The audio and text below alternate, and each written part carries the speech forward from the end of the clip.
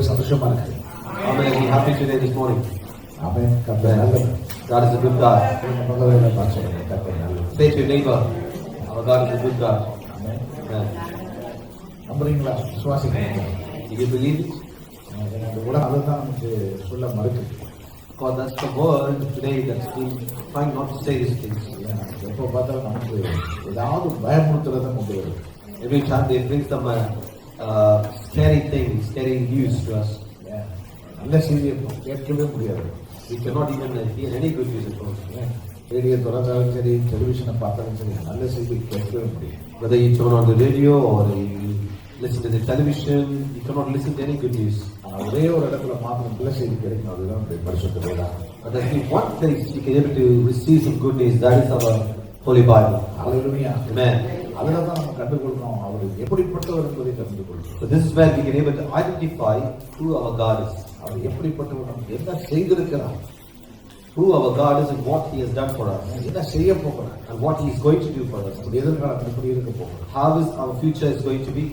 எல்லாவற்றையும் கர்த்தர் அழகாக என்ன செய்திருக்கிற பரிசுத்த வேதாகமத்தில் எழுதி நம்ம கரத்துல கொடுத்துருக்கோம். So what God has done is He beautifully scripted everything in the Holy Bible and He handed over to us. நம்மை குறித்து நம்முடைய எதிர்காலத்தை குறித்து அறிந்து கொள்ள வேண்டுமானால் நாம் யாரிடத்திலும் போக வேண்டிய அவசியம் கிடையாது. So if you all need to know about yourself or about your future, you don't need to go anywhere.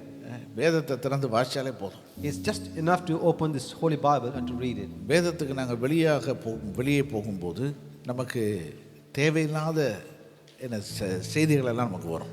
But when we go outside of the Bible, Holy Bible, what we do is we listen to unwanted news. கர்த்தருக்கு விரோதமான காரியங்கள்லாம் நமக்கு தெரியாமலே நமக்கு காதுக்கு வரும். Without our knowledge, things against God will come to our ears. ஆகவே நமக்கு நல்ல வழிகாட்டின்னு சொன்னா பரிசுத்த வேதாகமம். So when we say there's somebody who can show a good right way for us, it's only the Holy Scriptures. இல்லையா? பாருங்க, இன்னைக்கு நம்ம கையில் எல்லார் கையிலையும் நமக்கு வேஸ் இருக்குது, கூகுள் மேப் இருக்குது, இல்லை எல்லாம் இருக்குது. So today we all are using a new technology which is like a Waze which show the navigation. இல்லையா? அது யாருக்கு கொடுக்கப்பட்டிருக்கு? வழி தெரியாதவனுக்கு. So for who this kind of a Waze and Google Map is given is to those who do not know the way. இல்லையா? பாதை தெரியாதவனுக்கு தான் அது Google மேப்பும் வேஸும். For those who do not know how to go the route and the way, this is being given to them. பாதை தெரிந்தவனுக்கு வசனம் இருக்கு நமக்கு. For the one who knows the way, the word is there. இல்லையா? நமக்கு தெரியும் எந்த ஊரில் இருக்கிறோம், எப்படி போகணும் வரணும்னு நமக்கு எல்லாருக்கும் தெரியும். For we all know where we are and where we should go and where we are going to come. So we all know all about this. அது போலவே தேவனுடைய பிள்ளைகளுக்கு வேத வசனத்தை கர்த்தர் கொடுத்திருக்கிறார். So in the same way, the godly children, God has provided each and every one of you the Holy Scriptures. வசனம் நமக்கு தெரியுமா இருந்தா வேற யாரோட வார்த்தையும் நமக்கு தேவையில்லை. If you know the Holy Scriptures, you don't need to listen to anybody's words. ஆகவே அதுதான் நமக்கு முக்கியம். So this is very important for every one of us. நான் பைபிள் காலேஜில் படிக்கும்போது எங்கள் பிரின்சிபல் ஒரு காரியத்தை எப்போன்னு சொல்லுவார்.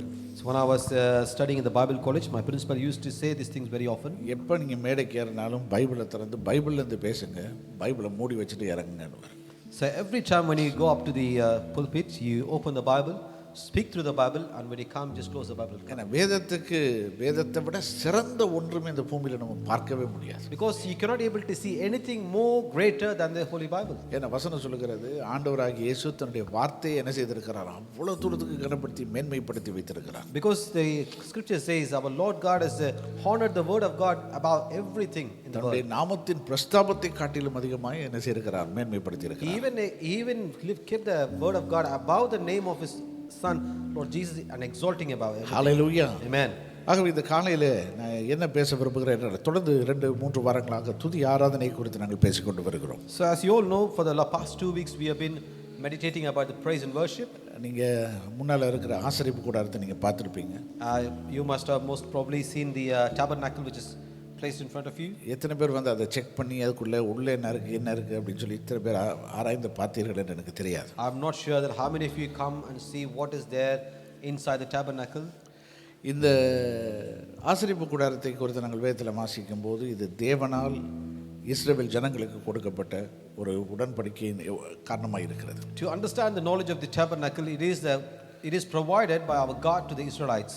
அவர்களுக்கு அவரை தொழுது கொள்வதற்கு எப்படி தொழுது கொள்ளணும் அப்படின்ற ஒரு வழிமுறையை காண்பிப்பதற்காக என்ன செய்கிற அந்த ஆசரிப்பு கூடாரத்தை உண்டாக்கினார். So God prepared this tabernacle in order to how they can able to worship the Lord in those olden days. ஆகவே இந்த காலையிலே நான் துதியும் ஆராதனை குறித்து பேசுகிற அதே வேளையிலே துதி ஆராதனை அன்று எப்படி இருந்தது, இன்று எப்படி இருந்தது, அன்றும் இன்றும் என்பதை குறித்து பேச விரும்புகிறேன். So when I am going to speak about the praise and worship, I would like to just distinguish between how the praise and worship was those in the Old Testament days and how we are worshiping in the New Testament days. இல்லையா, நம்ம வாழ்கிறது இயேசு கிறிஸ்துவின் மரணத்திற்கு பின்னாலே நாம் வாழ்ந்து கொண்டிருக்கிறோம். We are living in the days after the death of our Lord and Savior Jesus Christ. ஆனால் இன்றைக்கு கவலைக்குரிய விஷயம் என்னன்னு கேட்டால், இன்றைக்கு நிறைய தேவனுடைய பிள்ளைகள் இந்த சத்தியத்தை புரிந்து கொள்ளாததினாலே மறுபடியும் என்ன செய்கிறார்கள், அவர்களை பழைய ஏற்பாட்டிலே அந்த ஆசரிப்பு கூடாரத்தின் சட்டத்திட்டங்களுக்கு நேராக அவர்களை அனுப்பி கொண்டிருக்கிறார்கள். The sad thing is many of the people, because they do not know the truth of the our Holy Scriptures, the people are leading towards them to the Old Testament days.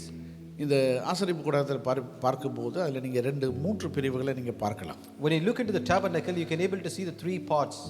அதில் ஒரு part வந்து அந்த துணிக்கு கீழே, 2 part துணிக்கு கீழே இருக்குது. There's 2 parts is inside the where the screen has been covered with.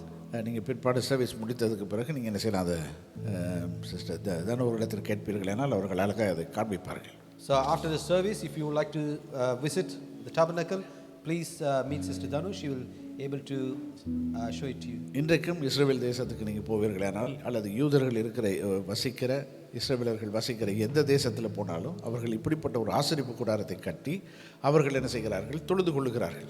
Even today, if you visit Jerusalem, Israel, or even some places where the Jewish community people are living, so you can able to see that they still build this kind of a tabernacle and worshiping in that place. இன்னமும் அவர்களுடைய எதிர்பார்ப்பு என்ன, மேசியா வரப்போகிறார் என்றால் மேசியாவுக்காக காத்து கொண்டு இருக்கிறார்கள். Until even now, the expectation is they're waiting for the Messiah to come. மேசியா ஏற்கனவே வந்து அவர் போயிட்டார். Messiah has already been into the world and he's already left. இல்லையா, வேதத்தில் கூட நாங்கள் வாசிக்கிறோம், இயேசுவை குறித்து வாசிக்கும் போது சொந்தமானவரிடத்தில் அவர் வந்தார், சொந்தமானவர் அவர்களை ஏற்றுக்கொள்ளவில்லைன்னு வேதத்தில் வாசிக்கிறோம். In the scripture we read about Jesus, he came to his own people but they did not accept him. சொந்தமான ஜனங்கள் அவர், ஏன்னா அவரும் ஒரு யூதர் தான்.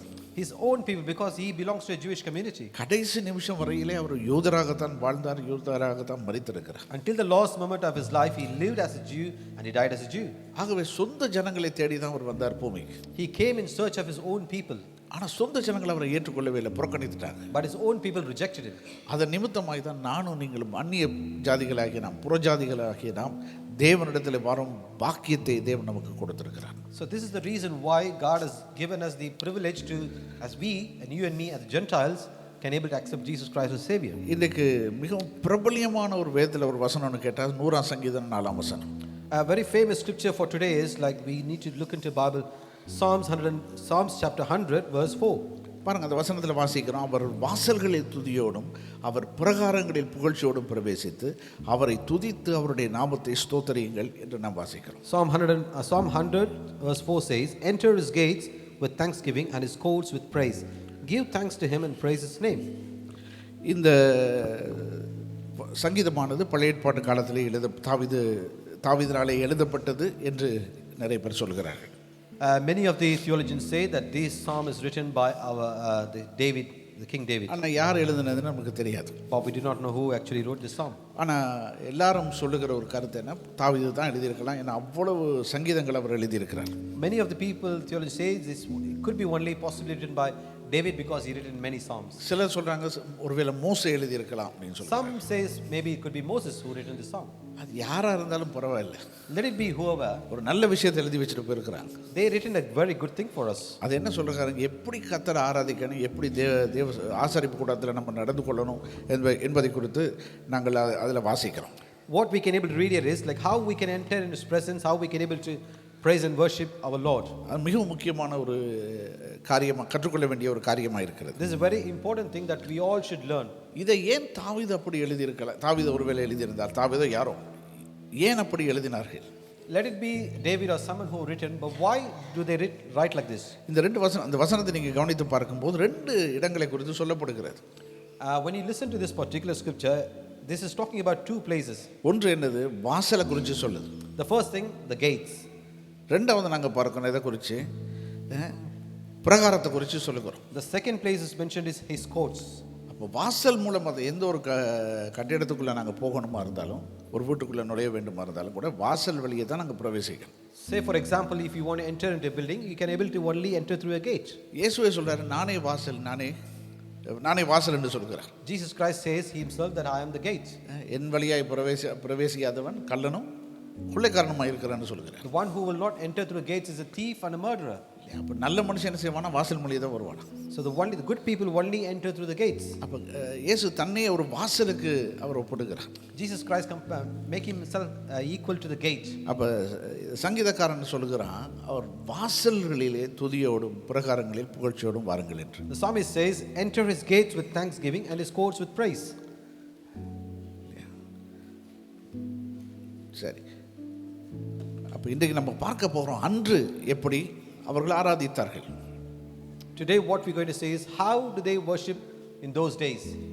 இதை சங்கீதக்காரன் எழுதுகிற வேளையிலே அவர்களுக்கு ரெண்டே இடத்துல மட்டும்தான் அவங்களுக்கு நுழையக்கூடிய அதிகாரம் இருந்தது. When the psalmist written in this scripture, it mentioned there's only two places it's been given authority for the people to come inside. நம்மெல்லாம் பாருங்க, நம்ம சர்ச்சுக்கு வந்தால் நம்ம ஒரு இடத்துல இருக்க மாட்டோம், எல்லா இடமும் சுற்றி வரும். When we say, for example, when you come into church, we keep going around all the places of the church. போகக்கூடாத இடத்துக்கு கூட போயிடுவோம் நம்ம. We even go to the unwanted place. இல்லையா? ஆனால் இந்த காலத்தில் அப்படி போக முடியாது. But in those days they cannot do like that. ஏன்னா அவ்வளவு கடினமான அந்த நியாயப்பிரமாணம் அவ்வளவு கடினமாக இருந்தது. Because the law was so strict and very very hard. அப்போ வேதத்தில் கூட வாசிக்கிறோம், நியாயப்பிரமாணத்தின் அடிமைத்தனம்னு நாங்கள் வாசிக்கிறோம். And even the scriptures say the slavery of the law. இல்லை, அந்த அடிமைத்தனத்தை என்ன செய்யுது, நியாயப்பிரமாணம் கொண்டு வந்துருச்சு. What the law brought is they brought the slavery. ஆனால் கிறிஸ்துவின் பிரமாணம் நமக்கு சுயாதீன பிரமாணத்தை கொண்டு வருகிறது. But the law of Christ bring these freedom, self freedom for us. இல்லை, கிறிஸ்துவை மட்டும்தான் எங்களுக்கு பிதாவண்டையில் போவதற்கு நமக்கு நல்ல ஒரு வழியாக இருக்கிறார். ஆகவே தான் இயேசு சொன்னார், நானே வழியும் சத்தியமும் ஜீவனுமாக இருக்கிறேன். It is only our Christ has given us the privilege that we can able to enter to the holy place, and also he himself claims that he is the way, the truth and the life. அப்ப தேவாதி பரலோக தந்தையை நம்ம அறிந்து கொள்ள வேண்டுமானால் இயேசுவின் மூலமாய் அன்றி வேறொரு வழியில நாம் அறிந்து கொள்ளவே முடியாது. So if we need to understand the Lord of Lord, our Lord Jesus Christ, the God, Father God, we can able to understand only through our Lord and Savior Jesus Christ. அவர் சர்வ வல்லமையுடைய தேவனாக இருந்தும் கூட நமக்காக என்ன செய்கிறாராம், அடிமையின் சாயல் எடுத்து இந்த பூமியிலே அவர் வந்து பிறக்கிறார். Though he was the Lord Almighty God, he took the form of a slave and he come and died for us on this earth. இயேசு என்கிற ஒரு நாமத்திலே இந்த பூமியிலே அவர் உதயமாகிறார். So he came and existed in the earth in the form and the name of Jesus. இல்லையா? அப்போ ஏன் ஆண்டவர் என்ன இப்படிப்பட்ட காரியங்களை எல்லாம் அந்த பழைய ஏற்பாட்டு காலத்து ஜனங்களுக்கு கர்த்தர் கொடுத்தார் என்றால், why did our Lord God gave this kind of a law and commandments in the Old Testament is, நாங்கள் ஒரு காரியத்தை நம்ம அறிந்து கொள்ளணும். one thing we should know. ஒன்று, ஆதாமையும் ஏவாளையும் குறித்து கொஞ்சம் யோசிச்சு பார்க்கணும். Let's imagine about Adam and Eve. ஆதாம் ஏவாளுக்கு தேவன் அவர்களை உருவாக்கி அவர்களுக்கு எல்லா சுதந்திரங்களையும் கர்த்தர் கொடுத்திருந்தார்.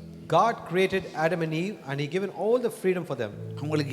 அவர்களுக்குள்ளும் அவர்கள் தேவனோடும் எந்த விதமான தடையோ இடையூறுகளோ இருக்கவில்லை. Within them or through with God as well, there is no kind of a restrictions at all. அவர்களுக்கு இடையில எந்த ஒரு கசப்பும் இருக்கல, தடைகள் இருக்கல. தேவனோடு உள்ள ஐக்கியத்திலும் எந்த தடைகளும் இருக்கல. Within God and with the relationship with God, there was no restriction at all. பாருங்க, ஆதியாகமம் 2:25 வாசித்து பார்ப்பீர்களானால், let's turn our Bible to Genesis chapter 2 verse 25. அங்க நாங்க பார்க்கிறோம், ஆதாமும் அவன் மனைவியுமாகிய இருவரும் நிர்வாணிகளாய் இருந்தும் வெட்கப்படாதிருந்தார்கள் என்று வாசிக்கிறோம். The scripture reads like this, and they were both naked, the man and his wife, and were not ashamed.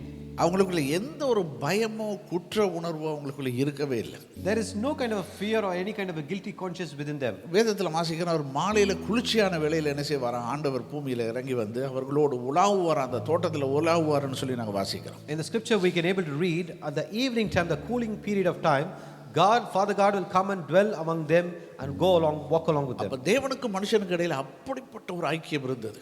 So that means there was such a great relationship between a man and God. ஆதியாகமம் 3:8 நீங்கள் வாசித்து பார்ப்பீர்களானால், if you read Genesis chapter 3 verse 8, அங்கே நாங்கள் பார்க்கிறோம், பகலில் குளிர்ச்சியான வேளையிலே தோட்டத்தில் உலாவுகிற தேவனாகிய கர்த்தருடைய சத்தத்தை அவர்கள் கேட்டார்கள்.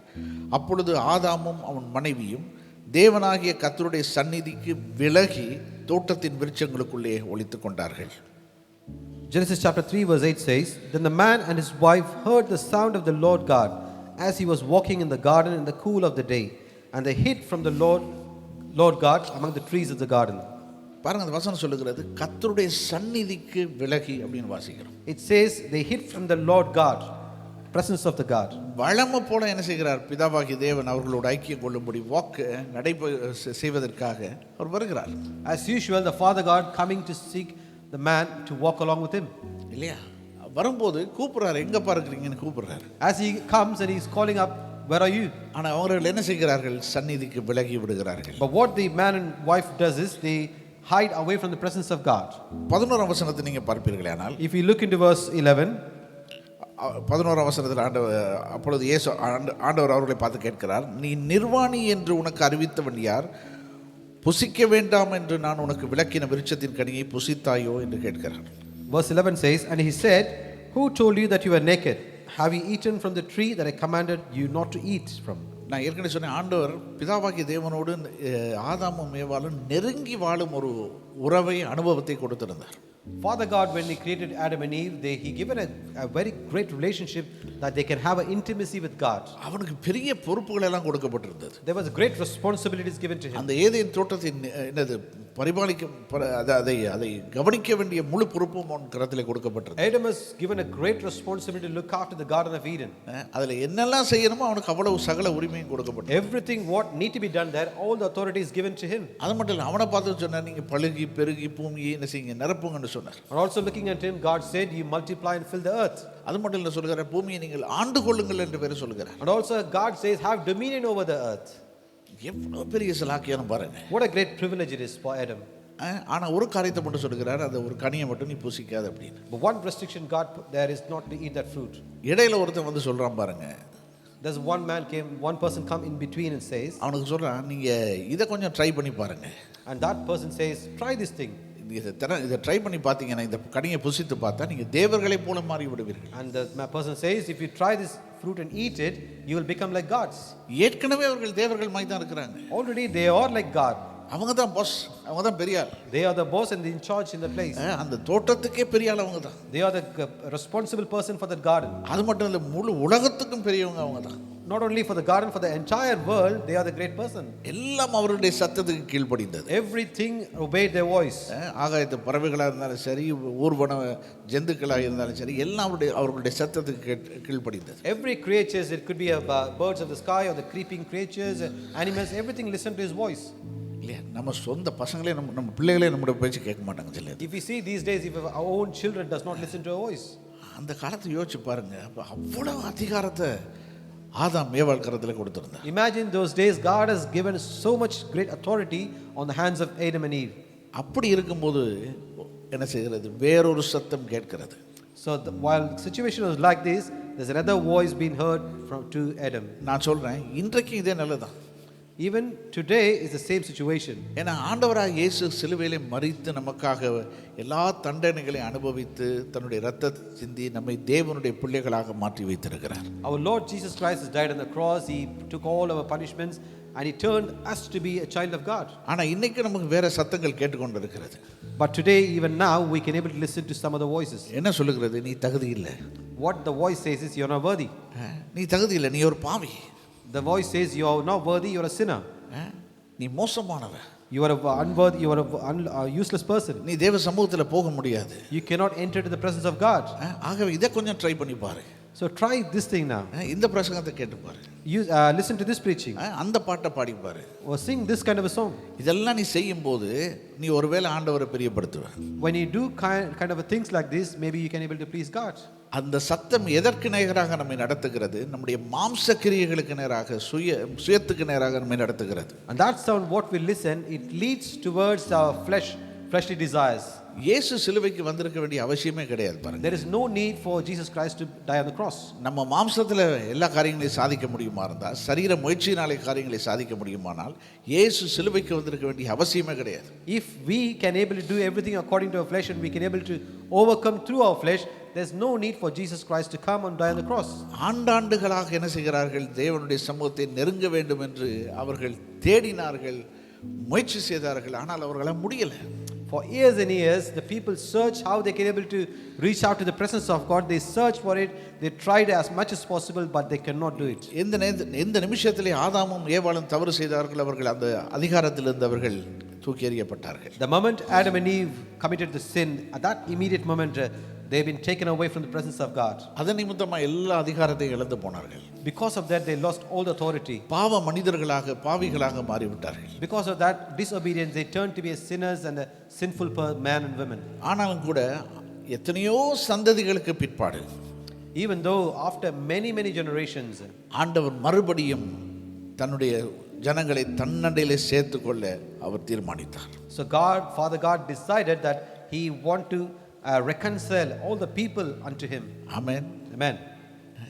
எத்தனையோ ஆண்டுகளுக்கு பிறகு, Many years later, எத்தனையோ சந்ததிகளுக்கு பிற்பாடு, after many generations, மறுபடியும் தன்னை தன் பக்கமாய் அவர்களை இழுத்துக்கொள்ள தேவன் விரும்பினார். so God desired that he want to pull the people unto his side. ஆகவே யாராவது ஒரு மனிதனை கண்டுபிடிக்க விரும்பினார், அவர் கண்டுபிடித்தார். அவன் பேருடைய Moses. So one person he chose, that person is called Moses. அவனுடைய பேர் மோசே. His name is Moses. அவனை பார்த்து யாத்திராகமம் புத்தகத்தில் பாருங்க. யாத்திராகமம் 25ஆம் அதிகாரம் 8ஆம் அதிகாரம் 8 முதல் 9 வசனங்களை வாசிக்கும் போது, look into the book of Exodus chapter 25 verse 8 to 9. அங்க நாங்க பார்க்கிறோம் ஆண்டவர் அவனை பார்த்து ஒரு காரியத்தை சொல்லுகிறார். And looking unto him, Lord God said one thing to Moses. அவர் சொல்லுகிறார், அவர்கள் நடுவிலே நாம் வாசம் பண்ண எனக்கு ஒரு பரிசுத்த ஸ்தலத்தை உண்டாக்குவார்களாக. நான் உனக்கு காண்பிக்கும் வாசஸ்தலத்தின் மாதிரியின்படியும் அதனுடைய எல்லா தட்டுமுட்டுகளின் மாதிரியின்படியும் அதை செய்வீர்களாக என்று சொல்லுகிறார். Exodus 25 8 to 9 says, then have them make a sanctuary for me, and I will dwell among them. Make this tabernacle and all its furnishing exactly like the pattern I will show to you. ஆண்டவர் சொல்றாரு, இந்த மோசே பார்த்து சொல்றாரு, நான் என்ன செய் மலை மேலே ஏறி வந்துடுன்றாரு. So Father God said to Moses, come up to the mountain. நான் கீழே வர முடியாது. I cannot come down then. கீழே வருகிற அளவுக்கு நீங்க எல்லாம் யாருமே தகுதி கிடையாது. Yeah, the point I should come down, there's nobody is worthy in that place. ஆகவே நீ மலையின் உச்சிக்கு வா. So come to the peak of the mountain. நீங்க கொஞ்சம் அந்த அதிகாரங்களை வாசிச்சு பாருங்க, மிகவும் சுவாரஸ்யமா இருக்குது. If you read out this portion of the scriptures, it will be more interesting. அந்த மோசேக்கு 2-3 உதவியாட்கள் இருக்கிறாங்க. There are like 2 or 3 helpers for Moses. Aaron, ஊர், இப்படிப்பட்டவங்க எல்லாம் இருந்தாங்க. There are people like Aaron, Ur. இல்லையா, அவங்களெல்லாம் சொல்லிட்டாரு, என்னது மலையில அரவாசிலே நின்றணும், அதுக்கு மேல வரக்கூடாது. So these Aaron, Ur, no, they should stop in between, in the middle of the mountain, not on the peak. மலையின் உச்சிக்கு நீ மட்டும் தான் தனியா வரணும். So only you should come to the peak of the mountain. அவனை மேலே அழைத்து கொண்டு போகிறார். And God called Moses unto the peak of the mountain. அங்கே கொண்டு போய் தான் அவன் என்ன செய்கிறார், எப்படி இந்த ஆசரிப்பு கூடாரத்தை கட்ட வேண்டும் என்கிற ஒரு திட்டத்தை அவனுக்கு கர்த்தர் கொடுக்கிறார். So taking him unto the peak of the mountain, God is teaching that how to build up this tabernacle. அந்த நீங்கள் அந்த அதிகாரத்தை ஃபுல்லாக வாசித்து பார்ப்பீர்கள், ஆனால் அது எவ்வளவு அழகாக அங்கே சொல்லப்பட்டிருக்கிறது என்பதை நாம் பார்க்கலாம். If you can able to read out this portion, Exodus 25, it clearly says how God has instructed Moses. மோசேக்கு சொல்றாரு ஆண்டவர் பார்த்து, ஒரு ஆசரிப்பு கூடாரத்தை நீ என்ன செய்யணும், எனக்காக நீ உண்டு பண்ண வேண்டும். God said to Moses, you should prepare a tabernacle for me.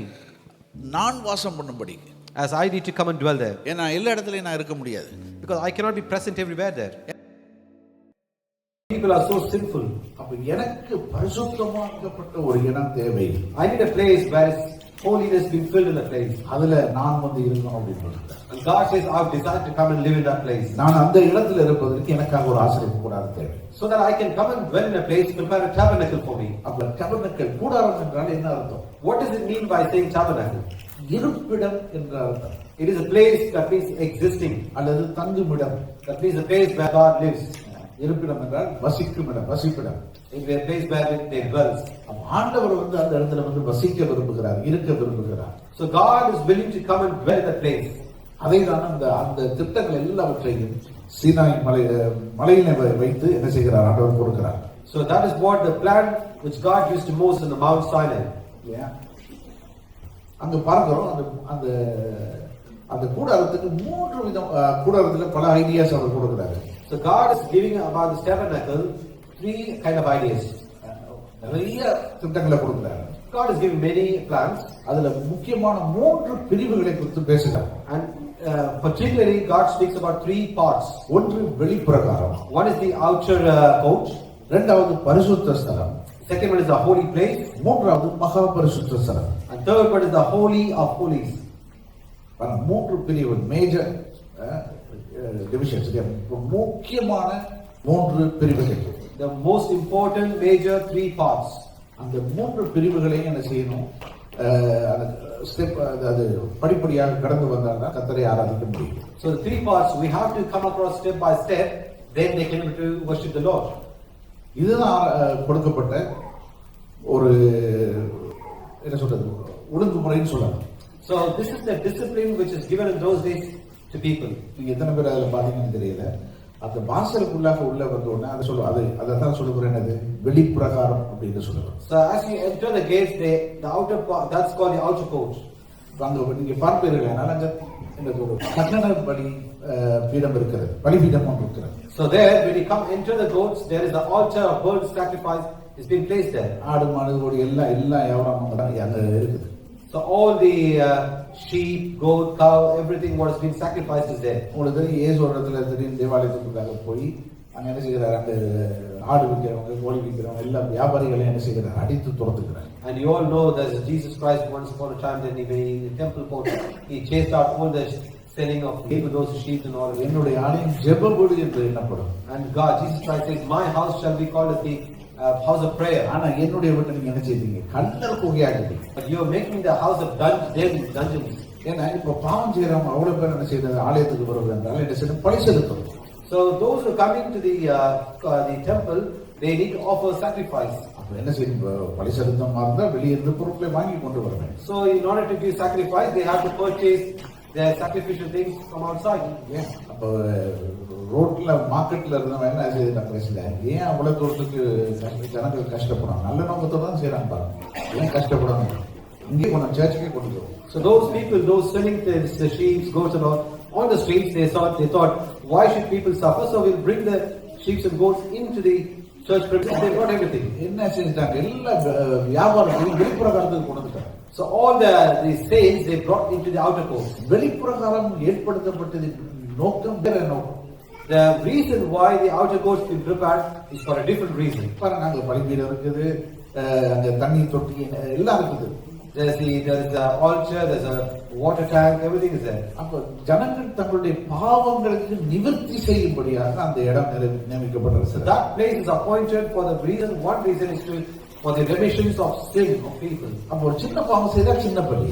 If they do a small sin, it's a small sacrifice. கொஞ்சம் பெரிய பாவமா இருந்தா பாவத்தோட சைஸ்க்கு ஏத்த மாதிரி எனக்கு பலிகளும் விலை அறிகிட்டே போகும். So if it's a bigger sin and the sacrificial thing will be bigger, according to the sin, the price will go up and down. நம்ம நிறைய பேர் கேள்விப்பட்டிருக்கோம், பழைய வாழ்க்கையை பார்ப்போம்னா சொல்லுவாங்க, நீங்க எப்படி ஒரு இது பண்ணுங்க அப்ப எல்லாம் சரியா போகும். So many of us know in the olden days when where we come from, if you do this kind of a sacrifice, all your curses, everything will be gone away from your life. ஒரு தியாகம், ஒரு சடங்கு பண்ணுங்க, அது பண்ணுங்க, இது பண்ணுங்க சொல்லுவாங்க. Do some kind of a rituals thing, things will go away from your life. அப்ப என்ன நடக்குது, அப்ப ஒவ்வொருவரும் ஒவ்வொரு விதமான அளவிலே பலி செலுத்த வேண்டும். So people, each one according to the sins, they have to pay the sacrifice. தன்னுடைய பாவங்களை நிவர்த்தி செய்துவிட்டு அப்படியே அவங்க திருப்பி வீட்டுக்கு போகணும். So they need to give a sacrifice for the remission of the sins and they can just go home from there. பாருங்க, அந்த அதுல எப்படி இருக்கு, அந்த ஆல்டர் பாருங்க, நீங்க பாத்தீங்கன்னா தெரியும், அதுல ஒரு பெரிய பலிபீடம் இருக்கு. So there's a bronze altar there. If you later you can able to see that. அதுல சைஸ் எல்லாம் அதை போட்டு பாருங்க. All the size being mentioned in the place. Yatra 27 அதிகாரத்துல வாசிப்பீர்களானா அதை கொஞ்சம் விவரங்களை பார்க்கலாம். So if you can even read Exodus chapter 27, you can find all the details about this. நீங்க என்ன செய்யணும், அப்படி போய் பலி செலுத்தணும். So this is how the people will go and do the sacrifice. பிறகு நீங்க பார்ப்பீர்களானா அங்கே ஒரு பெண்களை கடவுள் தொட்டு இருக்கிறது. There you can able to see there's a bronze laver to wash. அந்த பெரிய தொட்டி, அதில் நிறைய தண்ணி இருக்கு.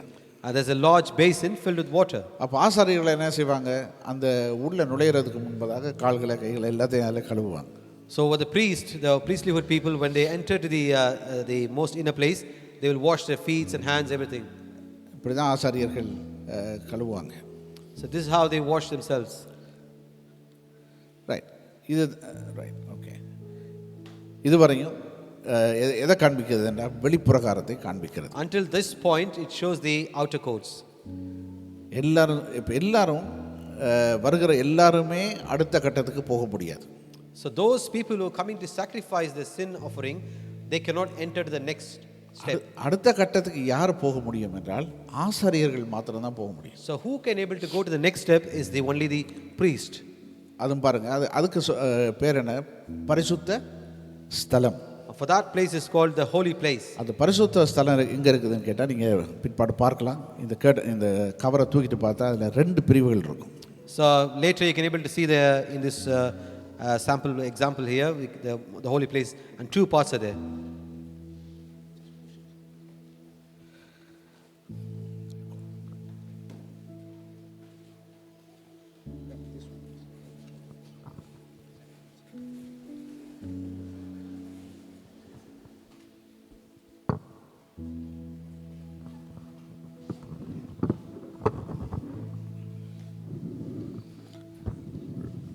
சரி, இந்த பரிசுத்த ஸ்தலத்துக்குள்ளாக யார் போக முடியும்?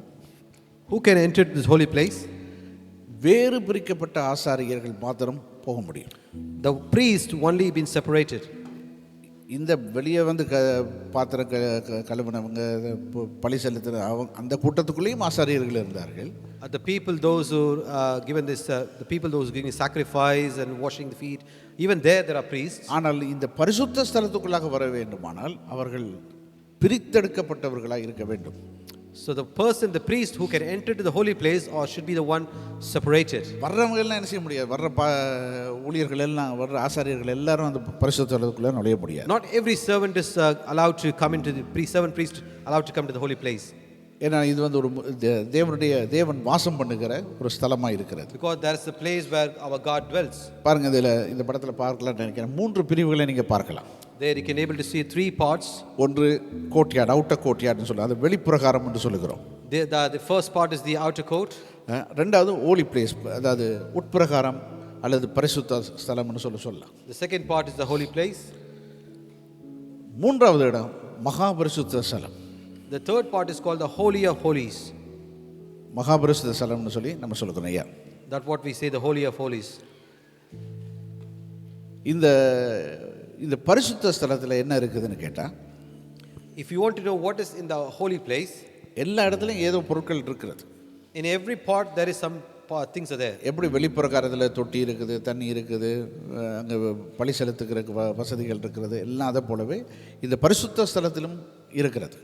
Like how you find in the outer courts the altar, the wash basin, all the cutting board, everything. Likewise, even in the holy place there are certain things inside. அங்கே மெனோரான்னு சொல்லுகிற, அதாவது ஒரு குத்து விளக்கு இருக்கிறது. There is a lamp which is called menorah. அதுக்கு 7 branches இருக்குது. And it's got 7 கிளைகள். It got 7 branch. இதுதான் அந்த குத்து விளக்கு menorah. This is the lamp called a menorah. இது எதை காண்பிக்கிறது என்றால் ஆண்டவருடைய சிருஷ்டிப்பை குறித்து காண்பிக்கிறது. What this displays is, it displays about the creation of the Lord God. பல காரியங்களை இது பிரதிநிதிப்படுத்துகிறது. ஆனால் அதில் முக்கியம் விசேஷித்தமாக அந்த 7 என்று சொல்லும்போது ஆண்டவராகிய தேவன் 7 நாட்களுக்குள்ளாக உலகத்தை சிருஷ்டித்தார் என்பதை அது காண்பிக்கிறது. It shows many things, but particularly this reveals the things which God took 7 days to create the world, and it reveals. இதை குறித்து நீங்கள் தேடி பார்க்கலாம். வேணுமுன்னா நான் உங்களுக்கு ஒரு சில லிங்க்ஸ் அனுப்பலாம். If you want, you can able to find this in the internet, and if you want information, please ask pastor. He can able to share. இதை கொஞ்சம் வாசிக்க ஆரம்பிச்சிங்கன்னா அதில் ஒரு பெரிய ஒரு ஆச்சரியம் நமக்கு இருக்கிறது. If you start reading all these kind of things, there's a great wonder is hidden in this. இவ்வளவு பெரிய தேவன், மகா பெரிய தேவன் இன்றைக்கு நம்முடைய சொந்தக்காரராக, நம்மோடு நடக்கிறவராக, பேசுகிறவராக இருக்கிறார் என்பதை நினைக்கும் போது ஆச்சரியமாக இருக்கிறது. The wonder is like the great God who created the heaven and earth. He wants to come and dwell with us. That is amazing and wonder. அப்போ பாருங்க, இந்த ஆசாரியர்கள் இப்படி தான் போய் நின்று அங்கே பலி செலுத்துவார்கள், அந்த தூபம் காட்டுவார்கள். So this is how the priest will come to the holy place and show the smoking thing. இல்லையா? அங்கே ஒரு மேசை இருக்குது. And there is a table there. அந்த மேசையில் 12 புளிப்பில்லாத அப்பங்கள் இருக்கிறது. And on the table you can able to see the 12 unleavened bread loaves. அந்த 12 அப்பங்களை எதை காண்பிக்கிறது என்றால் இஸ்ரவேலில் இருக்கிற 12 கோத்திரங்களை அது காண்பிக்கிறது. And the 12 loaves represent the 12 tribes of Israel. இதுதான் நல்ல ரொட்டி, நான் மாதிரி இருக்குது பாருங்க, நான் ரொட்டி மாதிரி புளிப்பில்லாத அப்பங்கள். So these are the unleavened bread. இல்லை கவுண்ட் பண்ணி பார்த்தீங்கன்னா எண்ணி பார்த்தீங்கன்னா சரியாக 12 இருக்கு. If you count, it is exactly this 12 breads are there. பாருங்க, அது மட்டும் இல்லை, ஒரு பொன் தூப பீடம், அதை நாங்கள் ஏற்கனவே பார்த்தோம். And also there is a golden altar of incense there. அந்த தூப பீடம் எதுக்கு முன்பாக வைக்கப்பட்டிருக்கிறதுனால் அங்கே மகா பரிசுத்த ஸ்தலத்தையும் பரிசுத்த ஸ்தலத்தையும் பிரிக்கிற இதே போன்ற ஒரு பெரிய கேட்டனுக்கு நடுவில் அது எதிராக வைக்கப்பட்டிருக்கிறது. So this incense was kept in between the holy place and the most holy place. There's a wheel, so that separates that part. நான் ஏற்கனவே சொன்னது போல யாரெல்லாம் அங்கே பிரித்தெடுக்கப்பட்ட ஆசாரியர்கள் இருக்கிறார்களோ அவர்கள் தான் உள்ளே சென்று இதில் என்ன செய்ய முடியும், தூவம் காட்ட முடியும். As I said already, only those, the high priest who have been separated, only they can able to come into this holy place and they can able to show the incense. இப்படி தான் அந்த ஆசாரியர்கள் உடுத்துவாங்க. So this is how these priests will dress up. இன்னைக்கு ஒரு சிலர் tie கட்ட வைக்கிறதுக்கு நாங்கள் படுற பாடு. These days we find difficult for letting people to wear the ties. ஒருத்தர் கேட்குறாரு, அப்படியெல்லாம் வரணுமா? One person asked me, do I need to come like this? ஏசு வராமலே இருந்திருக்கலாம் They say Jesus would have not come for me. இல்லையா? ஒரு சிலர் tie கட்டி நல்லா ட்ரெஸ் பண்ணி வாங்கன்னு சொல்கிறது அவ்வளோ வேதனையாக இருக்குது ஒரு சிலருக்கு. For some people they feel painful. They wear some good ties and dress properly to come. ஏன்னு கேட்டால் நம்ம செய்கிற ஊழியம் பாருங்கள், நம்ம சாதாரண மனுஷனுக்கு செய்யல, ராஜாவுக்கு செய்கிற ஊழியம். Because the service what we're doing is not for the ordinary person, it's we're doing for the king. என்னை ஆசீர்வதிக்கிறவர் கர்த்தர்னு நம்ம அறிந்து கொள்ளணும். So we need to identify it is our God who bless us. அப்போ நமக்கு ஆண்டவர் தருகிற ஆசீர்வாதங்களை அவருக்கு தான் முதலாவது காமிக்கணும். So what our God has blessed us, we should show it to God first. இல்லையா? நமக்கு நல்ல ஒரு ட்ரெஸ்ஸை கர்த்தர் கொடுத்துருக்கிறாருன்னா அதை முதலாவது கொண்டு போய் கர்த்தருடைய சமூகத்தில் உடுத்தணும். So if God has given a good dress for you, just wear it for church and show it to God first. ஆகவே தான் நான் சொல்றது, கண்டவனுக்கு கொண்டு காட்டுறதை விட தந்தவனுக்கு காமிக்கணும்னு சொல்லி. So that's how I said, not to show to every someone who's unknown person, but show it to the God. தெரியாத ஒரு மனுஷனுக்கு போய் எனக்கு நல்லா உடுத்திருக்கேன் அப்படின்னு காமிக்கிறதை விட தந்தவருக்கு கொண்டது, ஜீசஸ் தேங்க்யூ நீங்கள் கொடுத்த ஆசீர்வாதத்துக்காக அப்படின்னு சொல்லணும். So instead of showing to unknown person, come to church, show it to Jesus, thank you for giving giving the dress for me. என்னுடைய சிலருக்கு நான் கடிதங்கள் எழுதும் போது நம்ம போடுறது இன் ராயல் சர்வீஸ்னு தான் எழுதுவேன். So when I write letters to people, I write it like, and up in the bottom I put in his royal service. காரணம் என்னன்னா, தேவனை ராஜாவுக்கு முடியும் செய்கிறேன். The reason because I work for the king. ராஜாவுக்கு முன்னால் நான் சேவகம் பண்ணுவேன். நீங்கள் போய் பாருங்களேன், பக்கிங்ஹாமுக்கு முன்னால் யாராவது ஷர்ட் இல்லாமல் ஷர்ட்டை வெளியே திறந்து போட்டுக்கிட்டு அண்டர் பேண்ட் தெரிகிற மாதிரி ட்ரௌசர் போட்டுக்கிட்டு யாரும் நிற்கிறாங்களான்னு. If you can want to go look into the outside of the Buckingham Palace, is there anyone not wearing dress properly? சொல்லுங்க, அண்டர் பேண்ட் தெரியாம showing underpants. இல்லையா? ஷர்ட்டை வெளியே போட்டுக்கிட்டு ஒரு பட்டனை போடாமல் dressing and நீட்டாக ட்ரெஸ் பண்ணியிருக்கிறாங்க பாருங்க. They dress neat and proper. உலகத்து ராஜாவுக்கு அவ்வளவு கனம். The king of the earth has so much honor. என் தேவாதி தேவன், my Lord of lords, நித்திய ராஜா அவர். he is the eternal king. இல்லையா? அவர் கொஞ்சம் ஒரு பீரியடுக்காக இருக்கிற தேவன் கிடையாது, ராஜா கிடையாது. அவர் ஒரு பீரியடுக்கு மாத்திரம் கிடையாது. He is not just a king for a period. அவர் சதா காலத்துக்கும் ராஜா. He is for everlasting. He is a king. அது மட்டும் இல்லை, அவர் தான் ராஜாதி ராஜா. And he is the king of king. அப்போ அவருக்கு நானும் நீங்களும் சேவகம் பண்ணுகிறோம். We are serving him. அப்போ நான் என்னிடத்தில் இருக்கிற சிறந்ததை நான் ஆண்டவருக்கு கொண்டு உடுத்தி காமிக்கணும். So that means we are bringing the best thing and show to God. அவருக்கு நான் எதை செய்தாலும் என்னிடத்தில் இருக்கிற சிறந்ததை கொடுக்கணும். So whatever we do, we give the best to God. இல்லையா? அதை தான் கர்த்தர் நம்மிடத்தில் எதிர்பார்க்கிறார். So this is what our God is expecting from us. So பாருங்க, எவ்வளவு அந்த ட்ரெஸ்ஸுகளை பற்றி பேச போனாலே அதுக்கே நாள் போகும். So if you want to speak about the dress alone, days won't be enough for us. பாருங்க, ஆசாரியர்கள் எப்படி உடுத்திருக்காங்கன்னு பாருங்க. You can able to see how the priest been dressed up. ஆகவே பாருங்க, ரைட், இதுதான் அந்த பரிசுத்த ஸ்தலத்தில் இருக்கிற ஒரு காரியம். So this is what we just saw about the holy place. அப்போ அந்த பரிசுத்த ஸ்தலத்தில் அந்த குத்து விளக்கு இருக்கிறது. So in the holy place, விளக்கு தண்டு இருக்கிறது. so there is the 7 lampstands. 12 புளிப்பில்லாத அப்பங்கள் இருக்கிறது. The 12 unleavened breads are there. பொன் தூபபீடம் இருக்கிறது. The golden altar, the incense was there. பின் மூன்றாவது பிரிவு அதை சொல்கிறது மகா பரிசுத்த ஸ்தலம். The third part, which is called as the holy of holies. அதுக்குள்ளே யாருமே போக முடியாது. Nobody can go enter into that. அந்த இடத்த சொல்றது மிகவும் ஒரு ஒரு புனிதமான ஒரு ஸ்தலம் என்று சொல்ல வேண்டும். So that place is called as the most holy of holies. அந்த அந்த முழு டபர்னக்கல் முழு ஆசரிப்பு கூடாரத்திலே மிகவும் முக்கியமான ஒரு இடம் என்று சொன்னால் அந்த மகா பரிசுத்த ஸ்தலம். So in the tabernacle, the most important place, if you want to say, that is the most holy of holies. அப்ப அந்த பரிசுத்த ஸ்தலத்திலே இருந்தே அந்த மகா பரிசுத்த ஸ்தலம் பிரிக்கப்படுகிறது, இரண்டாக பிரிக்கப்படுகிறது. So from the holy place, this most holy place is being separated as two. இல்லையா? கொஞ்சம் பேருக்கு ஸ்கூல்ல பாடம் நடத்துற மாதிரி இருக்கா? For some of you, it feels like you've been learning in a school. ஆச்சரியமா இருக்குது பார்த்து நீங்க போய் பாருங்க, பழைய ஏற்பாட்டை வாசிச்சு பாருங்க. So it'll be amazing when you go and read out the Old Testament. அப்ப பாருங்க, இதுல வந்து ஒரு திரை போட்டிருக்கிறாங்க. There's a screen there. அந்த திரையோட சைஸ் வந்து 4 அங்குலமா. And the size of the screen thickness is 4 inch. அத யூத ஒரு சரித்திரவியாளர் ஜோசப்பஸ் என்று சொல்லுகிறவர் எழுதுகிறார். There's a Jewish historian called Josephus. He wrote like this. அவர் சொல்லுகிறார் 60 அடி உயரமான இருந்ததா அந்த ஸ்கிரீன், அந்த திரை. And that wheel is that the height of the wheel is 60 feet tall. அது மட்டும் இல்லை, 30 அடி அகலமான திரையாக அது காணப்பட்டது. And also the wideness of the screen is 30 feet. அது மட்டும் இல்லை, அதனுடைய கனம் வந்து ஒரு மனிதனுடைய கையை போல இருந்தது. அப்படின்னு இதுதான் இந்த அளவு thickness. And thickness of the wheel is like a man's hand, like this width of the man's hand. 4 அங்குலம், 4 inch. அவ்வளவு திக்கான கனமான ஒரு திரையை போட்டு தான் பரிசுத்த ஸ்தலத்தையும் மகா பரிசுத்த ஸ்தலத்தையும் பிரித்தார். So that kind of a thick wheel was being placed in that place to separate the holy and the most holy place. சரி, இதுக்குள்ள என்ன இருந்தது? What is inside this place? பாருங்க, இதுக்குள்ள உடன்படிக்கை பெட்டி என்று ஒன்று இருந்தது. So in this, the most of holy of holies, the ark of the covenant was there. அந்த பழைய ஏற்பாட்டு காலத்தில் அந்த உடன்படிக்கையின் பெட்டியின் இருக்கிற அந்த ஸ்தலத்திலே தான் கர்த்தர் இருப்பதாக இருந்தார்.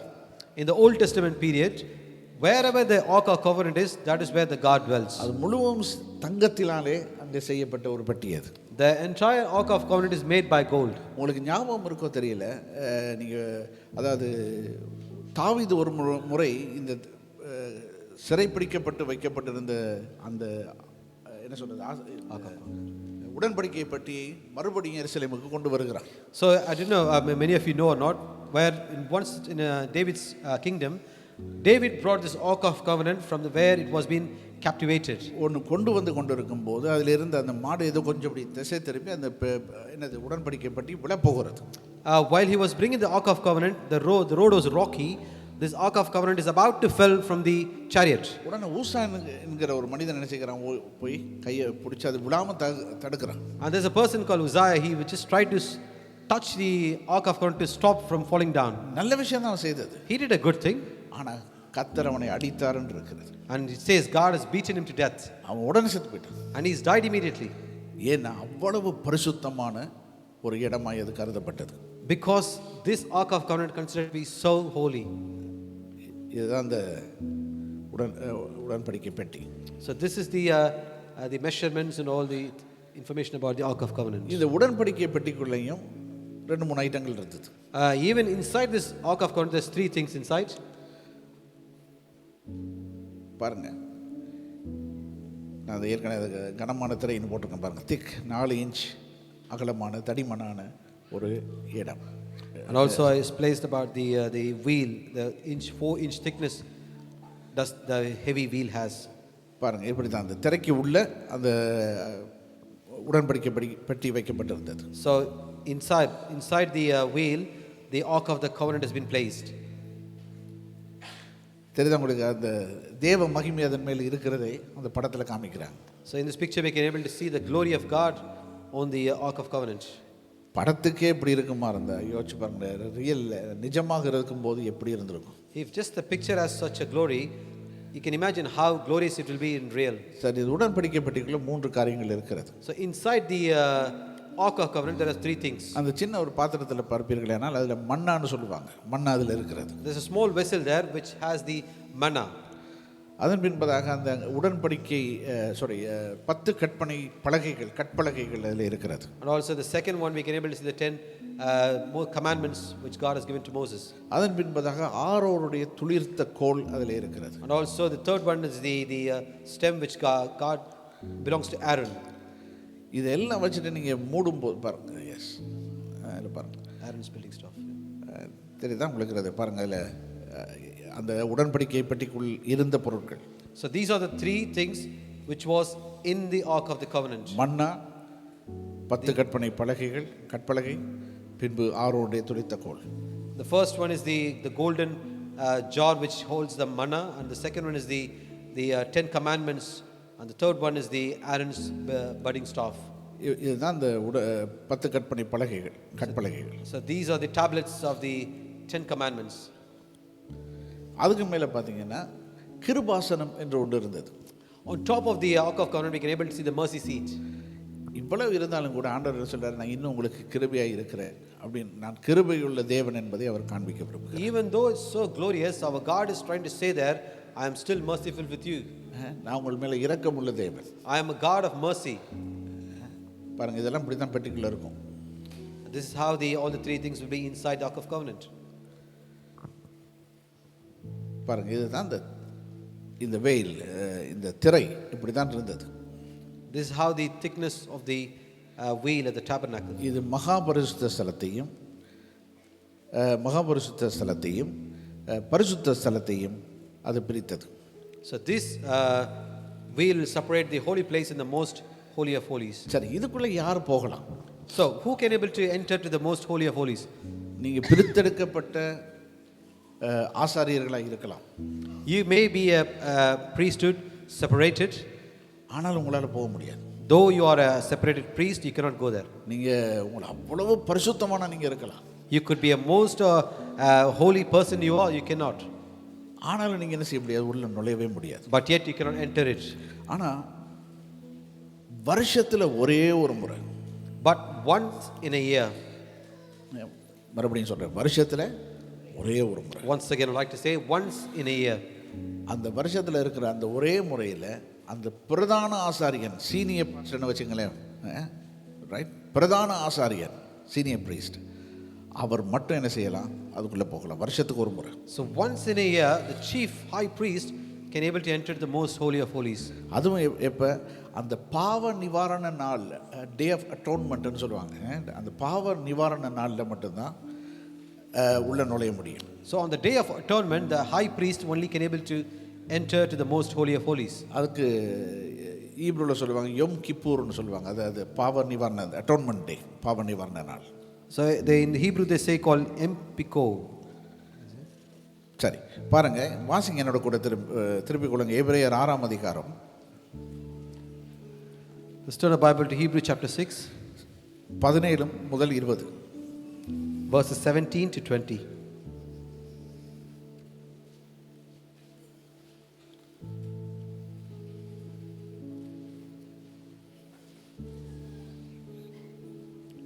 சரி, நான் வாசிக்கிறேன். அந்தபடி தேவனும் வாக்குத்தத்தம் பண்ணப்பட்டவைகளை சுதந்திரித்துக் கொள்ளுகிறவர்களுக்கு தமது ஆலோசனையின் மாறாத நிச்சயத்தை பரிபூர்ணமாய் காண்பிக்கும்படி சித்தமுள்ளவராய் ஓர் ஆணையினாலே அதை ஸ்திரப்படுத்தினார்.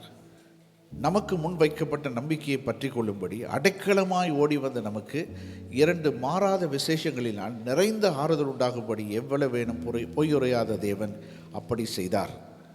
அந்த நம்பிக்கை நமக்கு நிலையும் உறுதியும் திரைக்குள்ளாக போகிறதுமான ஆத்தும நங்கூரமாய் இருக்கிறது.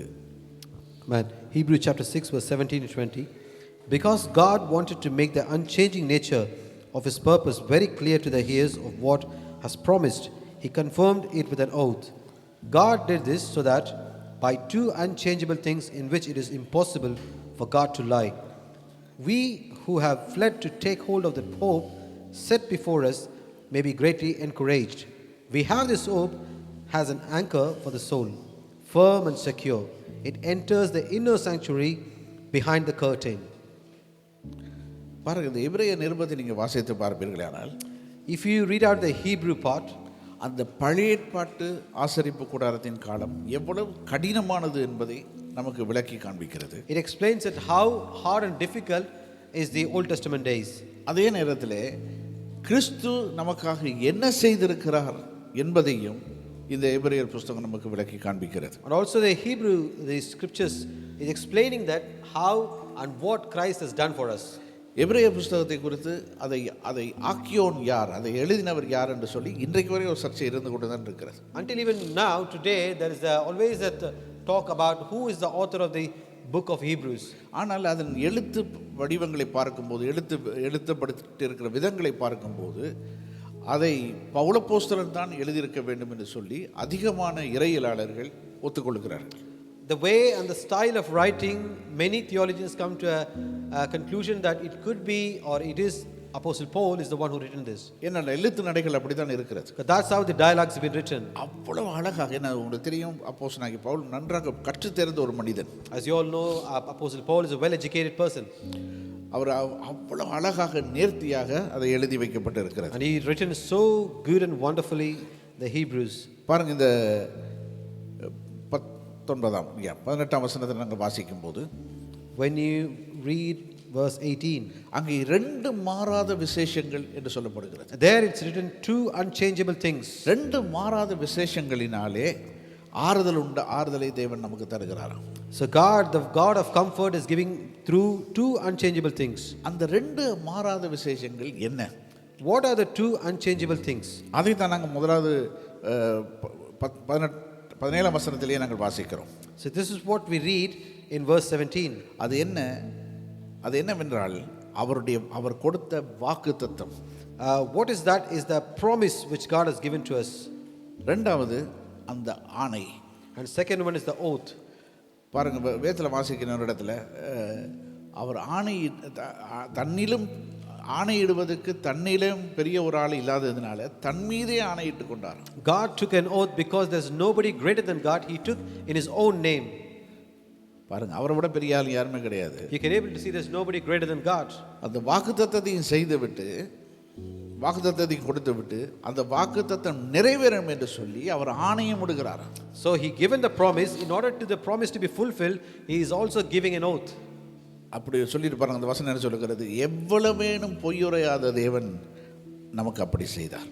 So and also the verse 18 it says, the God who does not lie, he said so. அப்ப அந்த நம்பிக்கையை நம்ம என்ன செய்யணுமா? இறுக பற்றிக் கொள்ள வேண்டும் என்று வசனத்தில். So the scripture says we need to hold on to that hope. ஆண்டவர் நமக்கு என்னவெல்லாம் வாக்கு பண்ணி இருக்கிறாரோ அதை அப்படியே செய்வார்னு சொல்லி நம்பணும். So whatever our God has promised to us, he will surely do it for us. ஏன்னா நம்ம ஆராதிக்கிற தேவன் எவ்வளவேனும் பொய்யுரையாத தேவன். Because the God who we worship is the Lord who never lies. நம்ம யாரையோ பத்தி சொல்லலாம், அவங்க பொய் சொல்றாங்க அப்படின்னு சொல்லலாம். We can say about man that he is lying or she is lying. ஆண்டவரை பத்தி அப்படி சொல்ல முடியாது. But we cannot say like this to God. அவர் எவ்வளவேனும் பொய் சொல்லாத தேவன். Even not even at least he will say the lie. ஏன்னா அவ்வளவு பெரிய உண்மை உள்ள தேவனாக அவர் காணப்படுகிறார். Because he is such a true and a faithful God. அப்ப அந்த நம்பிக்கை என்ன செய்கிறதா? நம்மை திரைக்குள்ளாக கொண்டு போகிறதா. So that hope is the one which makes us to enter through the veil. பாருங்க, என்னோட திருப்பி கொள்ளுங்க, மத்தேயு 27ஆம் அதிகாரம். Let's turn our Bible to Matthew chapter 27. 50-51 வசனங்கள். Verse 50 and 51. ரைட், வாசிப்போம். ரைட், மத்தேயு 27 50 51. Matthew chapter 27 verse 50 to 51.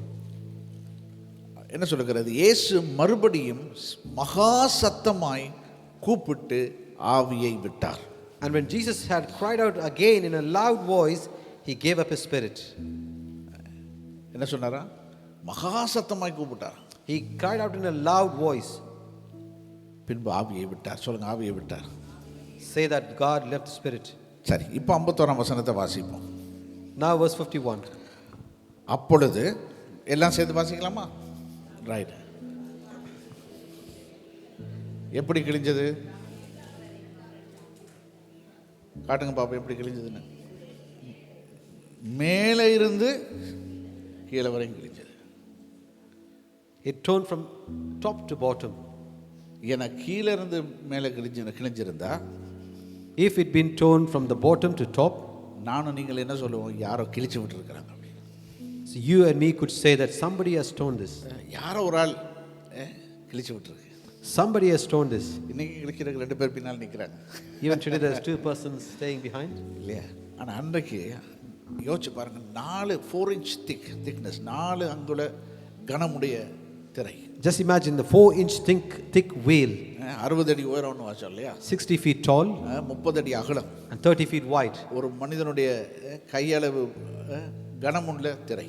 And also the thickness of the veil is like இதை a பாருங்க. 4-inch veil. இதை சும்மா நம்ம ஒரு சின்ன பிள்ளைகிட்ட கொடுத்தாலே கிழிச்சிடும். This is just like a point 1 or 2 inch. இதை சாதாரண யாராலையும் கிழிக்க முடியாது. Nobody can turn that veil ordinarily. பாருங்க, வசனம் சொல்லுகிறது, அப்பொழுது தேவாலயத்தின் திரைச்சீலை மேல் தொடங்கி கீழ் வரைக்கும் 2ஆக கிழிந்தது, பூமியும் அதிர்ந்தது, கண்மலைகளும் பிளந்தது. Verse 51 says, at that moment the curtain of the temple was torn in two from top to bottom, the earth shook and the rock split. அப்படியானால் இந்த திரை எதை காண்பிக்கிறது? So what does this veil represent? மனிதன் தேவனை அணுகுவதிலே இருந்த கட்டுப்பாடுகளை அது காண்பிக்கிறது. So this veil shows and says that the restrictions which are placed between God and man. அது கொஞ்சம் ஒரு நாள் 2 நாள் இல்லை, 1 வருஷம் 2 வருஷம் கிடையாது, 1400 வருஷங்கள் ஏறத்தாழ அது கர்த்தரை அணுகுவதிலே இருந்த தடை. It was not a day or two or not a year or two, but for 1400 years this restriction was kept in the place. இல்லையா? நான் சொன்னேன் பாருங்க, அதாவது அந்த பிரதான ஆசாரியன் வருஷத்துக்கு ஒரு முறை தான் அதை உள்ள நுழைய முடியும். As I said before, the high priest can able to only enter once in a year. அந்த ஆசாரியன் உள்ளே நுழையும் போது அவன் என்ன செய்யணுமா, பலி செலுத்தி அந்த ரத்தத்தை எடுத்துக்கொண்டு தன்னுடைய பாவத்துக்காகவும் மற்றவருடைய பாவத்துக்காகவும் பலி செலுத்தி, And the high priest, what he should do, he should lay the sacrifice for his sin and the sins of the people. அந்த ரத்தத்தை எடுத்துக்கொண்டு தான் இந்த மகாபரிசுத்த ஸ்தலத்துக்குள்ளாக போக வேண்டும். Carrying the blood, he can able to enter to the most holy place. அப்படிதான் நாங்க வேதத்துல வாசிக்கிறோம். And that is how what we read in the scriptures.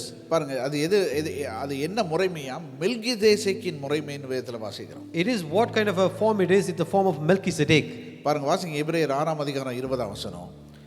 Hebrew chapter 6 verse 20. நமக்கு முன்னோடினவராகிய இயேசு மெல்கிசேதேக்கின் முறைமையின்படி நித்திய பிரதான ஆசாரியராய் நமக்காக அந்த துறைக்குள்ளே பிரவேசித்திருக்கிறார். Where our forerunner Jesus has entered on our behalf, he has become a high priest forever in the order of Melchizedek. அதுதான் அன்றைய துதி ஆராதனை. So this is the praise and worship of those days. அந்த காலத்துல அப்படிதான் இருந்தது. This is how it was before. பிரதான ஆசாரியன் மாத்திரம் தான் தேவ பிரசன்னத்துக்குள்ள போக முடியும். Only the high priest can enter to the most holy of holy. ஆனா இன்றைக்கு ஆராதனை எப்படி இருக்க போகிறது? But today's praise and worship, how is going to be? 1 பேதுரு 2 அதிகாரம் 9 வசனத்தை வாசிப்போம். Let's read 1 Peter chapter 2 and 9. Right, எல்லாம் சேர்ந்து வாசிப்போமா? Right. 1 Peter chapter 2 verse 9. Let's read together. Right. நீங்களோ உங்களை அந்தகாரத்தினின்று தம்முடைய ஆச்சரியமான ஒளியினிடத்திற்கு வரவழைத்தவருடைய புண்ணியங்களை அறிவிக்கும்படி தெரிந்து கொள்ளப்பட்ட சந்ததியாயும் ராஜரீக ஆசாரிய கூட்டமாயும் பரிசுத்த ஜாதியாயும் அவருக்கு சொந்தமான ஜனமாயும் இருக்கிறீர்கள்.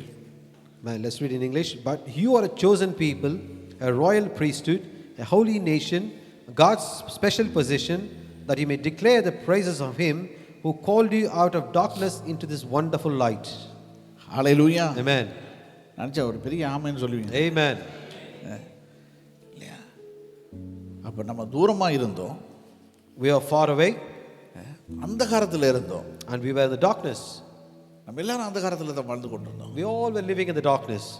அந்தகாரத்திலே வாழ்ந்து கொண்டிருந்த என்னையும் உங்களையும் ஆச்சரியமான ஒளியினிடத்திற்கு வரவழைத்திருக்கிறாரா? Those you and me who are living in the eternal darkness, but he brought us into the wonderful light. அப்போ நான் இப்போ அந்தகாரத்தில் கிடையாது. Now I'm not in the darkness anymore. நான் இருக்கிறது ஆச்சரியமான ஒளியிடத்தில். Where I'm living now is in the wonderful light. ஏன்னா அவர் தான் என்னை கூப்பிட்டு எடுத்திருக்கிறார். Because he is the one who called me and redeemed me.